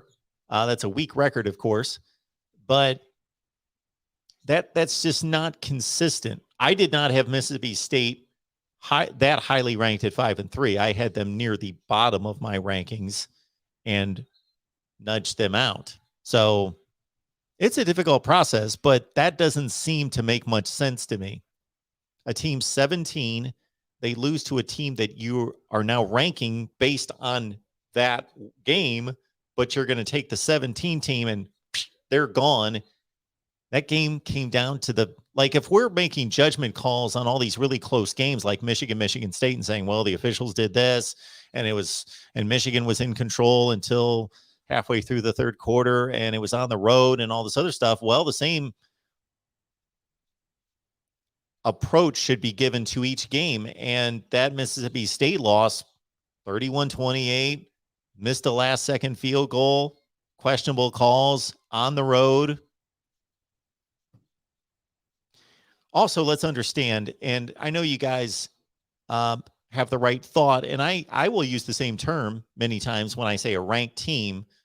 what I mean to say, and I say it most of the time, is a quality win versus a non-quality win. Like I don't believe there's much separation between the, let's say, roughly 20th best team in the country and the 40th best team. I don't think there's a whole lot of difference there. So just because a team's ranked or they're unranked doesn't automatically just take it from being a quality win, a team, a game, a win that we should value and say, well, they beat a ranked team, to suddenly, oh, the team's not ranked, it doesn't matter, and we don't even bring it up. No. Actually, if we want to do this fairly and really look at the quality of wins and losses, really, this would be a pain, but we should rank every team in the country. There's nothing magical about being 25 versus 26. There's nothing magical about that. We should rank every team in the country. And then we would just say, well, they're 25 and they're 26, just like they're 37 and they're 38, or they're 89 and they're 90. It's the same thing. Welcome to the Voice of College Football. Who's on the line? Oh, this is Jeremiah. Hey, Jeremiah. I'm not technically talking about the playoff rankings, but I was talking about the news that happened today with Texas. If you're okay with that, or you want to talk about the rankings. Well, yeah, let's be quick with our Texas comment. What happened with Texas today? So, yeah, as you know, at Iowa State when we got demolished, yes. Apparently a player recorded a coach after the game, basically telling players that don't perform well to just get off the team and hit the transfer portal immediately, and using a lot of expletives to about them. I mean, I actually kind of thought the comment was okay, but some people think in the media didn't like the fact that they were talking like that with the players. I know you probably haven't heard of that yet. It's strange because unfortunately we recorded a Texas segment, but that was at like 11 in the morning. So this must have come out after. Texas coach comments. Do we know who the coach is? Bo Davis.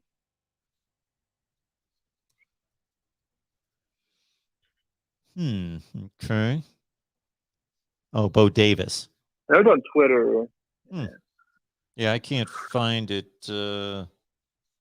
I can't find it here. There's a lot of links on Twitter, but I don't think you can post it to YouTube yet.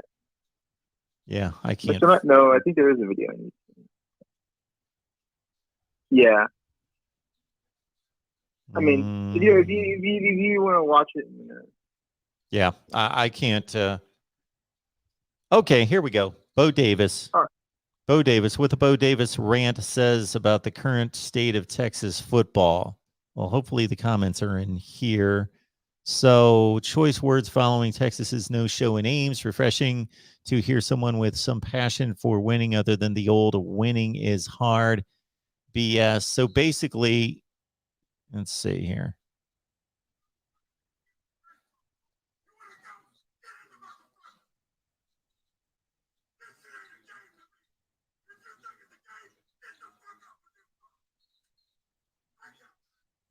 Okay, so he's screaming at the players. Basically, you played like garbage. I don't like the effort. Get in the transfer portal. Well, yeah, I don't think it's the best message to be telling the players. In terms of the screaming and shouting and cussing, that happens in every locker room in America constantly. So I'm not that taken back by that. I know a lot of people will be, but they never played football or didn't have a son or anyone in their family play football. So anyway, and I'm not saying that justifies some type of abuse. So we can take that in some other direction some other time. But in terms of him saying that, I think that there are better ways to communicate to people and better ways to motivate them than I think that's, in the heat of the moment, he says this about the transfer portal. Maybe he regrets it. Maybe he does not. I don't know. It seems to be, I don't want to call it inappropriate, but not the best coaching in the world. There are better coaches out there that can communicate more effectively to their players than this gentleman, apparently.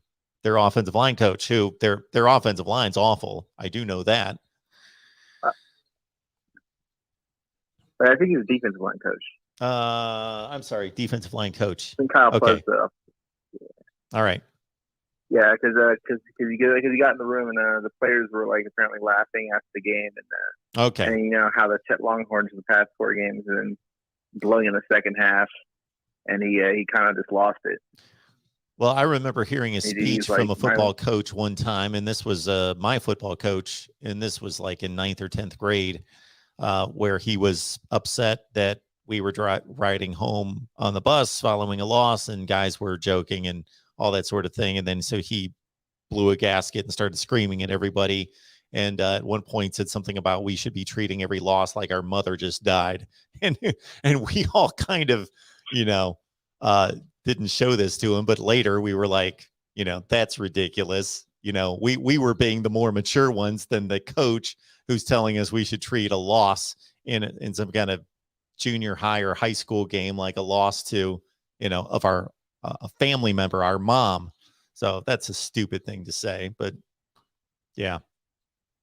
All right. Well, I appreciate the call. Thanks so much. Call back anytime. All right. Thank you for the information. Thank you. All right. Bye. All right.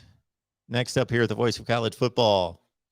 Who's on the line? I would have to listen to the entire rant to give some kind of an opinion on it, but that's my basic opinion, that I'm not that startled or shocked by the language or what he said. So he mentions the transfer portal. I think that's kind of a stupid and ineffective way to coach people and communicate, but he said it. All right. Welcome into the voice of college football. Hey, Mark. How's it going? Good. Who's on the line? This is Exploring with Ben. Oh, the hey, only Ben. The What's going on? one. Yes. First in the chat. It's 7:36. Love it. Sometimes you have nothing better to do when you're just packing up your apartment and ready to move up north. Oh, okay. I want to kind of correct you. Washington is not a terrible team defensively. Offensively, yes, they're terrible. True. That there's no doubt there. Yeah. That's why they fired their offensive coordinator. Yep. And I don't know. I think you watched some of the game. You commented on that. There was another comment earlier. Like that was like a monsoon. Yeah. So they couldn't throw the ball at all. Absolutely. Here's my counter to that. It's a rivalry game on the road. My counter to that is that this happens every week. I totally understand. Nobody marches through their schedule, even against the marginal teams, we'll call them. A marginal team, is that fair? They're a top 50 or 60 team in the country. Something in that range. Maybe. Something in that range. I would expect a team like Oregon, a team that's going to be selected to go to the playoff, fill in the blank, Oregon, Ohio State, Oklahoma, any of those teams, if they have got a 12-game schedule and they play 2 or 3 really tough games, and then they've got 2 or 3 really easy ones, and then they've got a 6 or 7 game stretch of Washington type teams that they play. Fill in the blank. Washington, Illinois, Kansas State, those kind of teams. That a team that's going to be selected to go to the playoff, no, they're not going to hammer all of them 52-7, all 7 of them. But probably 3 of those games are going to be decisive 5-touchdown wins, and maybe 1 or 2 are going to be solid 21-point wins, 31-10 type wins. And then maybe one time they get pushed, or twice at the most they get pushed. Oregon's getting pushed every week by lousy teams or marginal teams. Arizona, Fresno State, Cal, Washington. Who am I missing? On and on. UCLA's not even that good at this point. They're proving not to be that good. We got all excited about UCLA when they beat LSU to start the season, but UCLA's not even that good. They're 5-4 in the Pac-12, and Oregon barely beat them. And if Dorian Thompson-Robinson doesn't get hurt the last drive of that game, he had just completed 2 fourth-down passes to keep that drive going. I don't know if Oregon wins that game. Yep, those are all very fair points, and trust me, I'm in the consensus that Oregon plays to their opponent's level, which is not an excuse. It's an unfortunate reality. But that's a bad reality. That would be like me saying I think Illinois should be in the playoff because they lose games and they figure out how to lose the games. They shouldn't play down to their opponents. Maybe once or twice a season they should do it, but the rest they shouldn't be doing it every week. I agree completely, but I do agree with your. I think it was your last caller who said, oh, Utah ranked, which is a little surprising to me. I knew Purdue would get in. I didn't see Utah getting in. But Utah did just run wild on Stanford. I didn't even finish the game. I was bored by halftime. They ran wild on who? Run over. They ran wild on Stanford, the tree. I know. That's tree. I watched part of that game. Yeah. I was going to settle in for some great late night football, and I was out by 10 minutes into the game because it was such a joke. So that's great that Utah beat Stanford 52-7. That's what they should do, but can I really credit that as some type of great accomplishment? No. Stanford's they're awful too. No. That's what I'm saying. That's what I'm saying.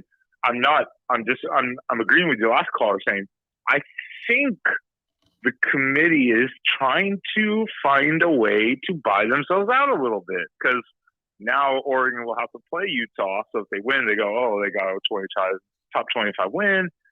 Probably play them again. The championship, which we know, winning any game on the road is hard for a lot of teams, but playing a team twice is really hard to win. I don't know. It's very weird. I don't agree with the Michigan State lower than Michigan. That's totally changing their whole premise they've had already week 2. And I'm like, that doesn't make any sense, but it is what it is. The season will play out. Everyone will argue over the rankings, but Mark, you look tired. Get some sleep. No, these conversations are giving me a ton of ideas for videos that I need to produce. Well, again, you have to go back. You have to go back and look at the strength of schedule, strength of record video that I gave you the idea for the other night. Because that will give you a migraine. Where did you give that to me? That was maybe a week ago, where I said when the first playoff rankings came out, I said Oregon had like the 20th strength of schedule, but Ohio State had the 74th, and you were like, "Where did they get these numbers from?" And I was like, "Yeah, do it, because you'll wreck your brain trying to figure that out."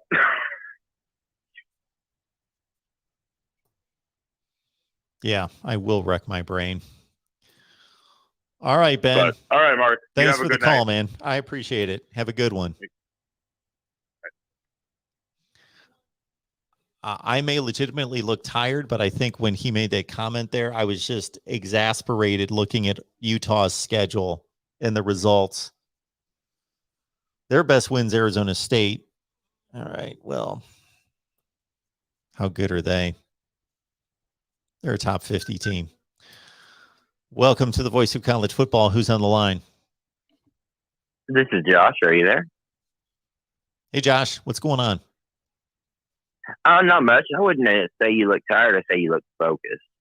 Focused. I love that. Figure all this mess out. I'll take it. To figure all this mess out. There's a few questions I have. I mean, when it comes to, the strength of schedule thing and all this plays into, and, these other teams will be playing good teams on these out-of-conference games just to bolster the record. I mean, Oregon's proven that this year. But for Oklahoma fans, their best win was, whoever, Kansas State maybe. But they had Nebraska scheduled, out of conference. So I think OU fans maybe be blaming Scott Frost a little bit for not having his team better, more higher ranked, because if he would have, you won that game like they did, well, there they go. There's their quality win. And I guess I'm trying to say is that, if these teams want to say they should be ranked higher, this, that, do you think there should be some sort of agreement between conferences to schedule stronger games between each other, every year on the non-conference thing, just to kind of help measure out how good these conferences are? Like SEC and Big 12. These teams have to schedule one game with the other conference, every team. So basically you're setting up what we see in basketball, like a Big Ten ACC challenge, where every team in the Big Ten is going to play every team in the ACC. They're going to play one game. Yeah, along those lines. Yeah, along the line, and bring in the Pac-12 if they want to come along too. But I wouldn't want the entire conference to be forced to play just one conference. I understand what you're saying, but every team's doing that anyway. They're scheduling at least one Power 5 team from another conference. Everybody does that anyway. So just because they're going to play a specific conference. And it's hard to tell how good that other team's going to be. Is it on the administration? I mean, if these teams schedule a team, they think, well, they're going to bolster our record if we win this game. That's my question is, like, are they really scheduling good games, or just people they think they're going to win against, or what's going to give them the best, attention? Both. Or are we getting real good competition in here? Depends on the team. Okay. North Carolina State, they schedule teams in non-conference that are going to get them to a bowl game, where they can continue to go 3-5 or 4-4 in the ACC and beat Old Dominion and William and Mary and East Carolina in non-conference and get to a bowl game. That's their approach, because they have no shot at getting into any kind of playoff. If you're Ohio State, you schedule Oregon and Oklahoma and teams like that, because you figure we can beat them, or even if we lose, we need to schedule games like that. Let me mention one thing. To clarify your idea, are you meaning that, let's say the Big Ten and the ACC say our teams are playing this year? Do you base it on the last season schedule and standings? And so the ACC champ plays the Big Ten champ, and the number 2 team in the ACC plays the number 2 team in the Big Ten, and on down the line. Is that what you're looking for? No, I'm more. No, not exactly. No, I don't think that'd be. That'd put the best games together, obviously, but I don't know if that's necessarily fair. I'd say stick everybody's name in a little, box and just pull it out. I'm saying random. Yeah, I'm not saying there's no appointed. Yeah, just you kind of just randomly do it. But they're already. I'm not understanding the advantage to that, because every team in the Power 5 is already scheduling a Power 5 team. And I know somebody's going to jump on me. Not everyone. There's a Baylor out there, in a few teams here and there that dodge playing a Power 5. Yes, but 98% of them. But are they scheduling games? Based on games they think they can win, or games that are just good for TV? Or I'm sorry, who's Alabama's big one out this year? Alabama played Miami. Concerned me with them. Alabama played Miami. Yes. LSU played UCLA. Auburn played Penn State. Oregon played Ohio State. We can mention all sorts of games, and they're good games, and they're not so good games. It would be the same thing based on what you're saying. I don't know where the outcome's any different. Is that, that goes back to the real comment, was that when they schedule these games, they don't know how good that team's going to be. So, and then when you get to this season, like you are right now, and like I say, Oklahoma maybe thought Nebraska was going to be good back then. Maybe Alabama thought Miami was going to be good when they scheduled these games 3 years ago.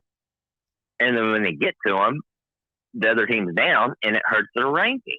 And that's where I'm confused at, is like, these teams are scheduling out of conference games. They're trying to do what they can, but they can't predict what their opponent's going to be like. And it goes back to the Nebraska comment. Nebraska is a very good team this year on every side of the ball except for offense and special teams. They have a little few issues there, and anybody can admit that. But it's kind of just a crapshoot. I get it. My proposal is that the school should not be scheduling games anyway. So this has been my proposal for years, is that we should have a system to schedule the games, not teams running around trying to figure out who they're going to partner up with in 2038 to play, because that's when these games are scheduled 10, 15 years in advance. Yeah. No, a scheduling system. You just answered And my I built the question, sir. system. I'm not going to go through. I'm not going to go. We'll go through my scheduling system in the off season, because I understand I get new viewers all the time, which is great, and I appreciate that. So people haven't heard my scheduling system, but it takes it out of the hands of the schools, because, as you so succinctly said, they all have their own agenda. Well, take it out of their hands. They should not be scheduling their own games. We need a system, which I've built one that I think is fairly effective, to implement a fair and equitable schedule for everybody. I completely agree. You just really answered my question, and that I'm glad that you have been thinking about a system, because that's the way it needs to be handled. You're correctly right. I 100% agree. I mean, you answered exactly what I was looking for. Why can the NBA, Major League Baseball, the NFL all schedule games in the off season, and they have far more complicated schedules, especially Major League Baseball? Why can they get that done, and college football needs to be scheduling games 10 years in advance? No, it all should be done in the off season, after the season's over, then put the schedule together and release the schedule. I think it's truly just deals between administrations at the time. They're doing things 3 years in the future, and maybe network, television could come into it too. Fox, ESPN, I think there's a combination of both, that they're looking for the biggest game, but they're predicting in the future. And you can't do that. You can't predict 3 years down the line what one team's going to be. No. You can't. And shoot, 3 years, they schedule them 10 and 15 years in advance. And that's where it even gets even worse. And the TV networks, they have to contend with the NFL and Major League Baseball and all these, presenting them a schedule during the off season. And then they figure out who they're going to show. Well, no, the ratings have nothing to do with it. It's scheduling. All right. Well, I appreciate the call. Thanks, Mark. You're great. Thank you so much. I appreciate the call. So the point I was trying to make there at the end is that the TV ratings have nothing to do with it. The TV ratings are going to be fine. They have nothing to do with when the schedule's released. And if ESPN, ABC, CBS, Fox, all of them can be given a NFL schedule in April or May, and then they have to figure out how they're going to schedule the games and put them on TV, and an NBA schedule and a Major League Baseball schedule, and they figure it out. They got plenty of time to figure out. They got months and months and months to figure out who they want to have on. Shoot, the TV schedules in college football aren't determined, except for very few games. 99% of the TV schedule in college football isn't determined until 10 days before the games are played. Go to a college football schedule for 2 weeks from now, and all it's going to say is TBD, TBD, TBD on every game. It might have 2 games scheduled. They can schedule the games like 8 days in advance in terms of what networks got it, what games. Now they know what networks have it, but what time they want the games to be on based on they're waiting to see these teams play to provide the best matchups at the best time slots. All right, here we go. Welcome into the Voice of College Football. Who's on the line? Hi, how's it going? Good. Who's on the line? This is Kevin. How's it going? Hey, Kevin. I'm doing well. What's going on, man? Well, I am a Michigan State guy. I think I've called in before, but I do not want to talk about my boys in green, because that will just make me a little red. I would actually like to talk about, I don't understand why Penn State isn't ranked, actually. Absolutely. I'm right there with you. I've got them ranked like 17. Go ahead. It's just it doesn't make sense to me. The committee obviously has a little bit of a darling for Auburn, who they've beaten. Who else do they have a win over? Like Wisconsin, who is also ranked. And Sean Clifford not being injured during the Iowa game, that probably game would tip in obviously the committee has a little bit of a soft spot for looking past injuries and maybe coaches being out with maybe teams like Oregon, but not a lot of love for Penn State. I just don't understand it. So it just kind of makes me upset because I see Michigan and Michigan State coming up in the schedule for both of them, and then it just doesn't seem like they're going to get a lot of credit if it's a win or a loss either way. So just really confused about that. I would love, sir, to have the committee have to answer that question about Penn State. It makes absolutely no sense. All the points that you made are extremely valid. Take Utah. Utah has the same record as Penn State. They're both 6-3. Does anyone want to compare Penn State's schedule and results to Utah's? It's not even, it's a complete joke. Like, what are they doing? Penn State's had to play Ohio State, Wisconsin, Iowa, Auburn. They've played 4 tougher games than Utah's played. It's tough. Utah's best win is Arizona State, and they've lost to BYU and Oregon State. And who else did they lose to? San Diego State. Oh my word! There's no comparison between Penn State and Utah, and they're both 6-3. It's ridiculous. It's pathetic. It doesn't make any sense. It's a complete joke. Yes. Yeah. You're getting me fired up to produce a video and just like turn tables over and scream and say the committee's a complete joke. You're right.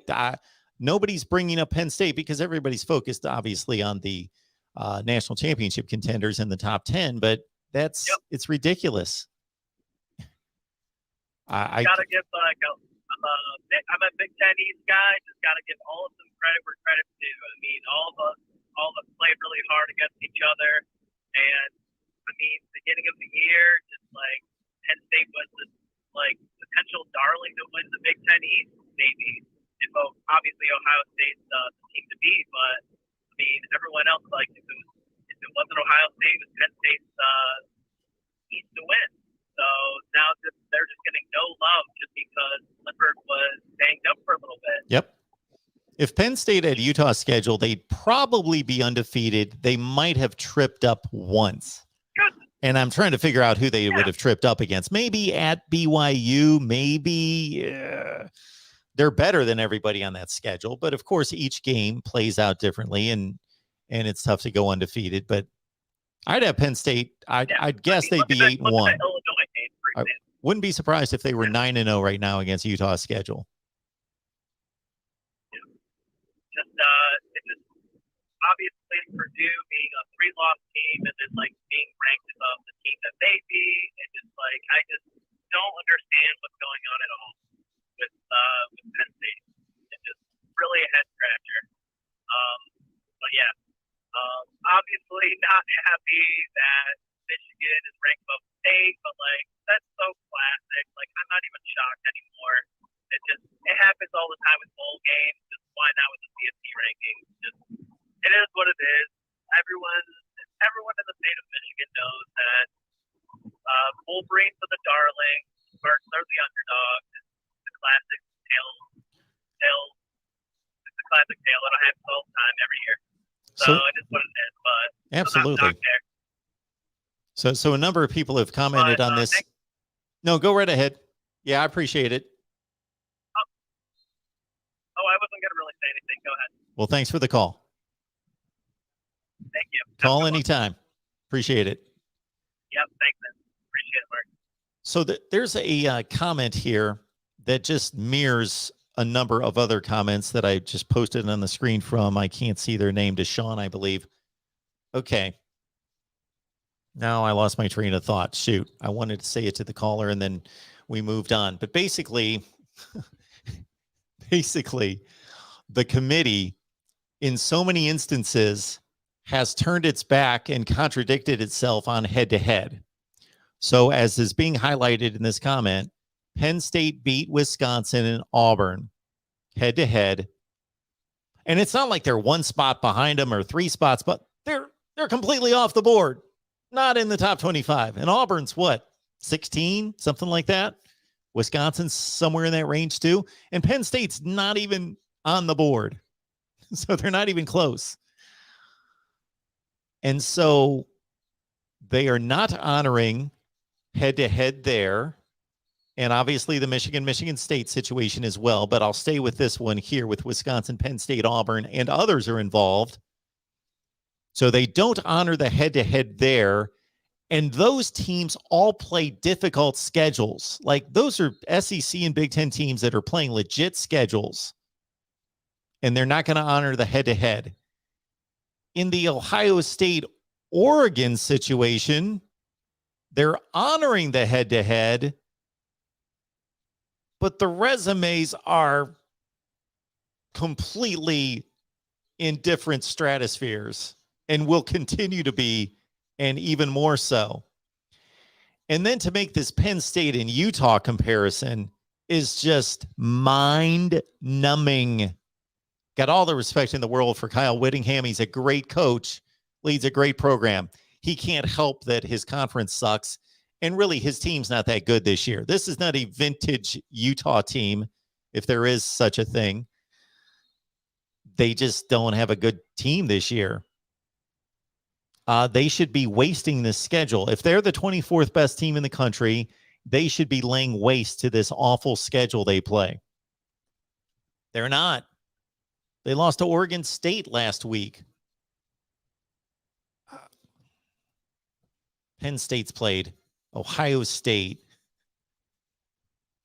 Iowa, Auburn, Wisconsin. They are, and if they want to say that they're penalizing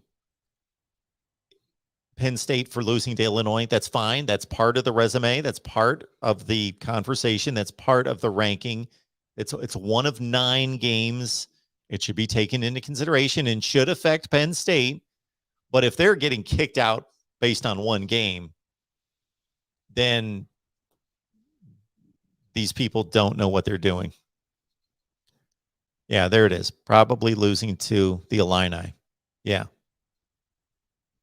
So basically, we're building playoff resumes and we are discounting other teams and kicking them out of the rankings based on one game. Now, one game could decide it between two teams, obviously, if they're razor close, but they're defining seasons. Cincinnati on the Notre Dame game. They're defining Penn State season, apparently. I'm going to blast tweet every... Can somebody give me like a lineup of everyone on the committee? I could probably find that. And I'm going to blast tweet all of them and say, you need to be on the Voice of College Football answering questions, which they won't respond. They're tied to ESPN, and I don't know if they answer any other questions with anybody else. And obviously, they only have one. This would be a major issue. If you could speak to every committee member, then we would truly uncover all sorts of contradictions. And that's okay because each individual votes for themselves and has their own opinion. So that's fine. So we would hear things out of their individual mouths that would contradict their composite rankings. And again, that's fine. When 13 people get in a room to make decisions, they have to leave with a consensus and have to leave with a decision. And that doesn't mean everybody agrees with that. Shoot, I lived that life for 19 years at ESPN, getting in a room every week with other managers and hearing all sorts of great ideas, awesome thinking, amazing proposals, and then hearing idiotic comments and idiotic proposals and moronic statements. So you get all of it, and then you figure it out, and you leave the room, and you have a consensus, even if it wasn't truly a consensus, and you present that to the world. So obviously, 12 of the 13 committee members would never say anything to anyone because they agree that they have the chair who comes out with his talking points and then presents it because they don't want to show this contradiction. But I only heard one thing out of the guy's mouth, and that was the response to the Michigan State situation. And the best he could do was, we just feel Michigan's better.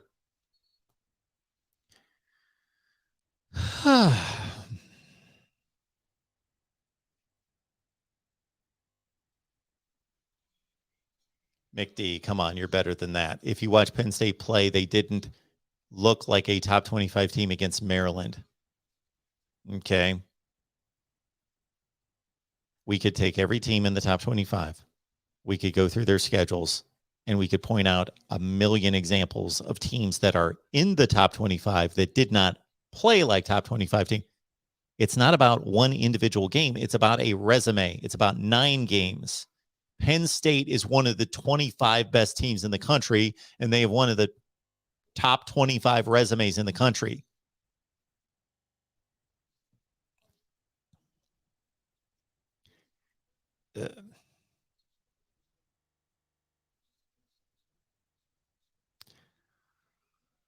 Okay. Tons of great comments from all of you. A lot of astute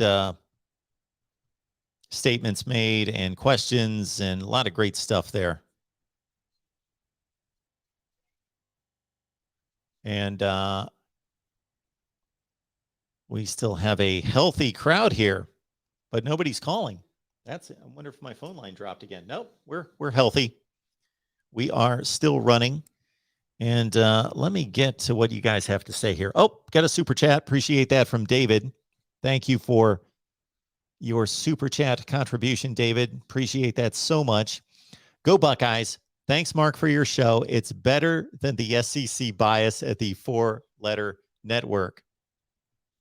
I'll just leave that stand right there. I don't want to be critical of any particular network or be critical of that relationship or be critical of the SEC unless there are specific situations in which I hear something stated during a show, and then I'll say, okay, that was screwed up. That's dumb. That doesn't make sense. That's not logical. And then I will take it from there. But in terms of a broad statement, I certainly appreciate your super chat contribution. And I hope, I don't necessarily completely believe, part of me believes that the powers that be are doing everything they possibly can to make the right decisions, the fair and accurate decisions, and not decisions that are based on TV ratings and money. Or hopefully nothing else beyond that. You know, I would almost hope that if TV ratings and money come into play in these decisions, and I think they do, whether it's conscious or subconscious, that those decisions are made rather than some kind of political decision or relationship involved. For example, at one point in our history as a country, not too long ago, I'm just talking about a few years, the one knock against most corporations was they're just in it for the money. And that was basically the biggest slam that the consumer would place, or we as a American public would put on a particular company, is all they care about is the money. Like, I actually wish we could say that about most of these corporations now. They have all sorts of political agendas that come even in the face of losing money, making poor decisions, business decisions, just to hold up some kind of stupid political or social agenda that doesn't do anyone any good. All right, I'll not get off on that, but anything else here, folks? I do appreciate it's great to have like close to 500 people in here. Would love to have you all back on a regular basis. So we typically do call-in shows on Monday at some point. Usually I go before Monday Night Football or after Monday Night Football, because I know most of you like to watch the NFL as well. Now I'm going to get a bunch of anti-NFL comments, and that's fine. But usually we go Monday night before or after the NFL game. Tuesday with this playoff rankings, we'll take that through the end of the season and the playoff rankings. We typically do Thursday and Friday nights as well. And of course, Saturday after all the primetime games. Everybody that's here right now, we would love to have you after the Saturday primetime games who come on about 11:30 Eastern time after the primetime games and have a great time talking college football and wrapping up the weekend with all of you. And check out my top 25 that actually makes sense, because even though there are a few people in the comment section that say this doesn't make sense, you're an idiot, there's always going to be that, of course, and that's fine. I would rather have people that think I'm an idiot tell me why, not just leave the statement and then go, because they're probably not equipped to have that debate. So man, I've got so many ideas now from talking to all of you. You guys have done an amazing job of bringing up all sorts of topics and arguments, many of which I already had in my brain, but others that I did not have in my brain concerning this situation and other connected situations in college football. And I don't know if I'm going to get to those, because my recording schedule tomorrow is I'm trying to get all these games previewed, and we got 25 channels. So many of you who are watching us right now probably don't know we got tons of channels. We've got Ohio State, Michigan, Penn State, Nebraska, Iowa, Wisconsin, Oklahoma, Texas, Notre Dame, Oregon, USC, the SEC, Texas A&M, Alabama, LSU, Auburn, Tennessee, Georgia, Florida, Virginia Tech, Florida State, Clemson, and Miami. So I'm recording all day trying to supply content for all those channels.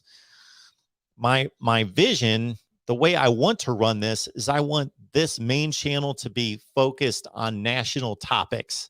I want to be talking playoffs and conference rankings and national topics every day. And if something big happens with a coaching search or anything like that, to be focused on this channel, and use the other channels to focus on those specific teams and conferences. However, I run into days like today when I'm recording all day from 10 in the morning until I'm doing this live stream pretty late at night, that then I don't have time to really focus on trying to produce a video for the main channel. So that's why you will see the more popular teams pop up on the main channel as well, just because I would like to get at least one video posted per day. Join us on Patreon, folks.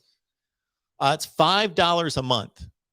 So this is what you get for $5 a month. You get my picks, 13-8 against the spread last weekend. I pick all the top 25 games. And I am 120-77. That's significantly higher than 60% against the spread. So I'm not an expert. I'm not a bookie or odds maker, but I just watch a lot of college football, and I kind of do fairly well picking games, and always have. Just that's the way it is. Am I the best you'll ever find? No.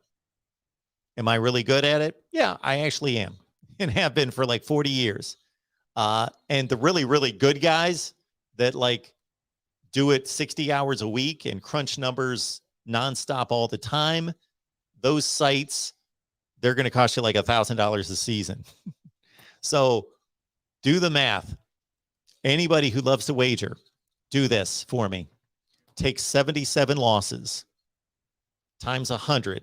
Like if you put $100 on each game, take 77 times 100. That's 7,700 that you would lose. But then take the 120, multiply that by 91, because that's how many dollars you win outright net with a winning bet.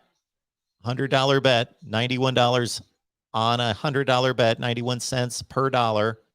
120 times 91. What's that? That's like, it's like, shoot, I can't do the math.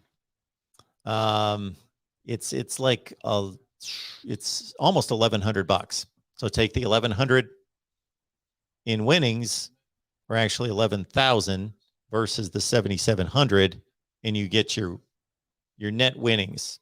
It's about $3,500 with my picks. All right. Or if you went $10 per game, then you'd make about $350. $5 a month. You get my picks, and you get the picks from 20 media members. So not just my picks, 20 media members, including Steve Dace, who's really good at picking the games as well, and others. And also we get Steve Merrill's under the radar pick of the week. And we know not everyone's into wagering, so we will address that during the off season, but that's what we've got right this second. And actually, we have a benefit to all our Patreon members that they can request one live stream per week. Per request, I will deliver it, one per week, on whatever topic you want. So join us on Patreon. Just go to Patreon, search Mark Rogers TV, or go to any of the videos and just grab the link. And also, folks, man, while I got 400 of you here, when you shop Amazon, please use the link that we provide. It's the same exact shopping experience. So I know that Christmas is coming. I know that most of you are on Amazon. Just the statistics tell us that's all there is to it. Out of the 400 people I'm talking to right this second, 200 of you will be on Amazon sometime in the next week or two. That's actually statistically proven. It's crazy. I wish I had that kind of monopoly. But credit to them. They know how to run a business. Grab the link that we provide in the description section, and it's the same shopping experience. Doesn't cost you a penny, but I'll get a few pennies from your purchase. But it's not going to cost you any pennies. Amazon gives those to the voice of college football, so we can continue doing what we love to do and what hopefully you guys love. I say this all the time. Best discussion, debate, and analysis, not because of me, but because of you and me working together. Best discussion, debate, and analysis. And is that true every day? No, but we're working on it. We're going to get better. We're going to improve. I've got so many things on the front burner and the back burner to implement here at the Voice of College Football. Tons of things. And we could use a sponsor or 2 or 5 or more. But let's start with one sponsor, one legit sponsor here at the Voice of College Football. So I can get all sorts of sponsors that will give me stuff to push, but they don't pay. So I can get all sorts of sponsors with all sorts of folks. I get sponsorship offers almost every day, but they're basically like, we'll send you $100 worth of our stuff and you talk about it. Well, I don't want $100 worth of your stuff. I want you to pay me. So that's the problem with the sponsorships. I want legit sponsors here at the Voice of College Football. So if you've got any connections with potential sponsors, please hit me up at MarkRogersTV@gmail. All right. Anything else from you folks? Appreciate everyone being here. We're back at it Wednesday, 1:30 Eastern, Ohio State Buckeyes live. 5 o'clock Eastern, Michigan live. 6 o'clock. 6 to 8. Folks, we've got a 2-hour special coming up tomorrow night. So on the Florida State and Miami channels, they're, of course, playing this week. Miami, Florida State, one of the great rivalries in college football. So we are going to simulcast and go for a full 2 hours. And the word again would be simulcast on 2 channels for 2 hours on the Florida State and Miami channels from 6 to 8 Eastern. And we're bringing the Florida State boys and some of the Miami folks together. Should be a whole lot of fun. Join us at the Voice of College Football, 6 to 8 Wednesday night. And I think that's enough live streams for one day. Ohio State, Michigan, Florida State, and Miami tomorrow. And I believe I've got a super chat. Thank you so much for that. We appreciate it. Love to honor these. Jim Wilhelm, OK State want Georgia. Hashtag OK State wants hashtag UGA. Wouldn't it be just great to be able to set up these matchups? But we would wear these guys out, wouldn't we? These players would get a little worn out after we were like, man, we would love to see Ohio State play Georgia. And you know what? I'd love to see Oklahoma State play Texas A&M. We could go on and on with those matchups. That's always a great conversation. Who do you want to see play each other? And I'm guessing this particular season, the number one response would probably be Georgia, Ohio State, because Georgia and Alabama are going to play unless Texas A&M somehow makes it in there and Alabama loses to Auburn. So I think Georgia and Ohio State would be the number one answer. That would be my guess. I think some people would like to see Ohio State and Cincinnati play. I think some people would like to see, Georgia and Oklahoma. But you guys are amazing. Oh, super chat. Thank you so much for that. I appreciate it. Jim, thank you so much for that contribution right there. Again, the Cowboys and the Bulldogs. We can set that up for you. Let's go on a campaign. Jim, thank you so much for the super chat contribution. This is the first time I've seen you jump on here. So you're obviously an Oklahoma State fan, which we love hearing from some different fan bases. I love it. Love the guy that calls me, Drew, a Wake Forest fan. Justin, go Bucks. Just keep winning. Great channel. Mark, thank you so much for that, Justin. That is so kind of you. Thank you so much. Appreciate that. Dun, dun, dun, dun, dun. Am I missing anything? I am going through all the comments.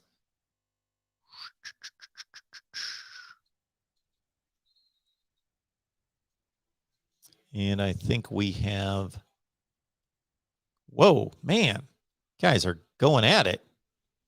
I am scrolling like feverishly, and I don't know what time it is, but I'm up to 11 o'clock in the chat, and I am scrolling like a madman. You guys had a lot to say. Hopefully you were talking to each other. So here's the deal. If you guys see me on a regular basis, I try to get to as many comments and questions in the live chat as possible, which is usually almost it's impossible to get to, but especially on a night like tonight with so many people on. So obviously I have to honor the super chats first and foremost. Ben says, since Harbaugh at Michigan. Oh, this is Ben. Okay. This is the deal. You're not going to tell me anything, Ben. I don't know. I hate to tell you when I know something, I know something. I get it. I get it that in 2015, Jim Harbaugh went 10-3 his first year at Michigan, and James Franklin went 7-6, and that's what tips the scales. But since 2016, there's no well, I don't want to say there's no comparison. There is a comparison. It's not like Penn State's blowing away Michigan, but James Franklin has clearly accomplished more at Penn State than Jim Harbaugh is at Michigan. Okay, let's run it down. James Franklin, since 2016, has a better record than Jim Harbaugh, number one. Number two, James Franklin has beaten Ohio State. Jim Harbaugh has not. Number three, James Franklin's teams compete with Ohio State. They are competitive. They have given Ohio State by far the toughest competition in the Big Ten. Yes, Purdue beat Ohio State one-off. Iowa beat Penn State one-off in a blowout. I'm talking about consistently every year. Penn State is competitive with Ohio State. Check out the matchups. 2014, 16, 17, 18, 19, 20, 21. They're all either competitive close games or they are razor close. 39-38 with a 2-score lead in the fourth quarter. 27-26, 2-score lead in the fourth quarter. There is no comparison between what James Franklin and his team have accomplished on the field against Ohio State versus what Michigan has done against Ohio State, which is get throttled the last two times. And 2015 as well. Okay. James Franklin has a better record since 2016. He has beaten Ohio State. He has competed more competitively by far against Ohio State. Number three, he's won a Big Ten championship game. Jim Harbaugh has not done that. Number five, he's won 2 major bowl games, New Year's 6 bowl games. He's won a Fiesta Bowl. He's won a Cotton Bowl. Jim Harbaugh has played in 2 New Year's 6 games, and he lost. So, again, you can skew the numbers because you're picking up the 2015 year. I get it. James Franklin has a better record than Jim Harbaugh since 2016. He's beaten Ohio State. He's won a Big Ten championship game. He has competed with Ohio State on the field year after year. I'm not talking about one time, year after year after year after year. And he's won 2 major New Year's 6 games. Jim Harbaugh has not. James Franklin has done a better job at Penn State than Jim Harbaugh has done at Michigan. It's not like it's just totally out of whack, but it's decided. It's clear. Thank you for the contribution, but you're wrong. Okay. All right. We also appreciate the Ohio statement. Harbaugh plus Franklin equals 1-13 against Ohio State. And the one win belongs to Franklin. And again, 27-26, 39-38, 33-25 this year, 33-24 this year, on and on and on.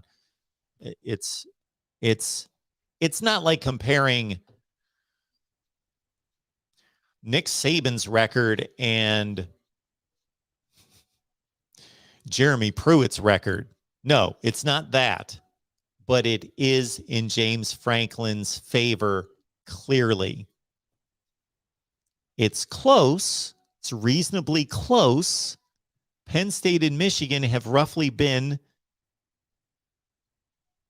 but Penn State goes out there every year and plays Ohio State tough. Michigan does not. Penn State's won a Big Ten championship.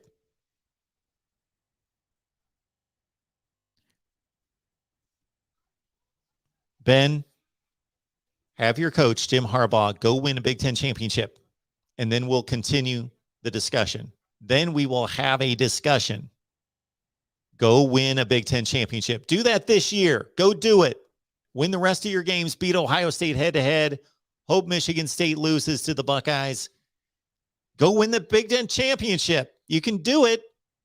We think Michigan State will probably lose to Ohio State, and then you can beat the Buckeyes, and you can go win the Big Ten championship, and then we can go have a discussion. That is a legit, okay, you got a Big Ten championship. I got a Big Ten championship. My side of the argument. Let's go from there. Win a Big Ten championship. How about that? And then we can continue the discussion. All right. It's great to have everyone here.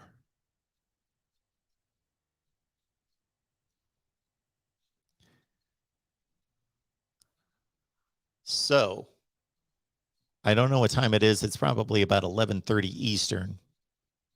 There's a lot of things I should do. But man, I got these video ideas. But man, I'm tapped for the day. What I think I'm going to do is go get myself a big bowl of ice cream, and I'm just going to like veg in front of the TV for an hour. And then I'm going to do some more productive things. And then we're back at it tomorrow about 10 in the morning. Shoot, tomorrow. What's the schedule look like tomorrow? Again, we've got those 3 live streams. Yeah. 1:30 Ohio State, 5 o'clock Michigan, 6 to 8 Florida State, Miami. Today we recorded Michigan State, Texas A&M, Texas, Tennessee, Michigan, USC. Not that that matters, but our USC guy, we love him, Matt Zemek. So we have him on. We talk USC, and it takes about 32 seconds to talk about USC because they're doing nothing relevant right now. But then we talk about the coaching search and all that. So check out our USC channel. Get our Iowa channel up to 1,000 subs, people. That would be awesome. That would be awesome if you guys check out any of our channels. And obviously, if you're a Florida fan, go subscribe to our Florida channel, for example. But even if you just want to support, subscribe to any of the channels that are getting close to 1,000. We've got a few in the 600-700 range. It's very important in regards to YouTube algorithms to get to 1,000 subs. That would be phenomenal. And Iowa's leading the charge at about 730, something in that range. But my goodness, who else are we talking to tomorrow? We did Texas A&M today.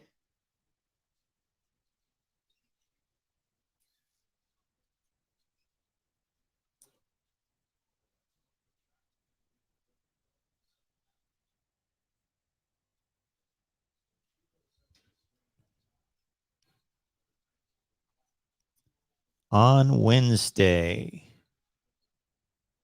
Yes. Again, Ohio State, Michigan, Florida State, Miami. We will see you soon, everyone. Thank you so much for being here. It was a whole lot of fun tonight talking college football with all of you. That's what I love to do. Be back here tomorrow for Ohio State, Michigan, Florida State, Miami talk.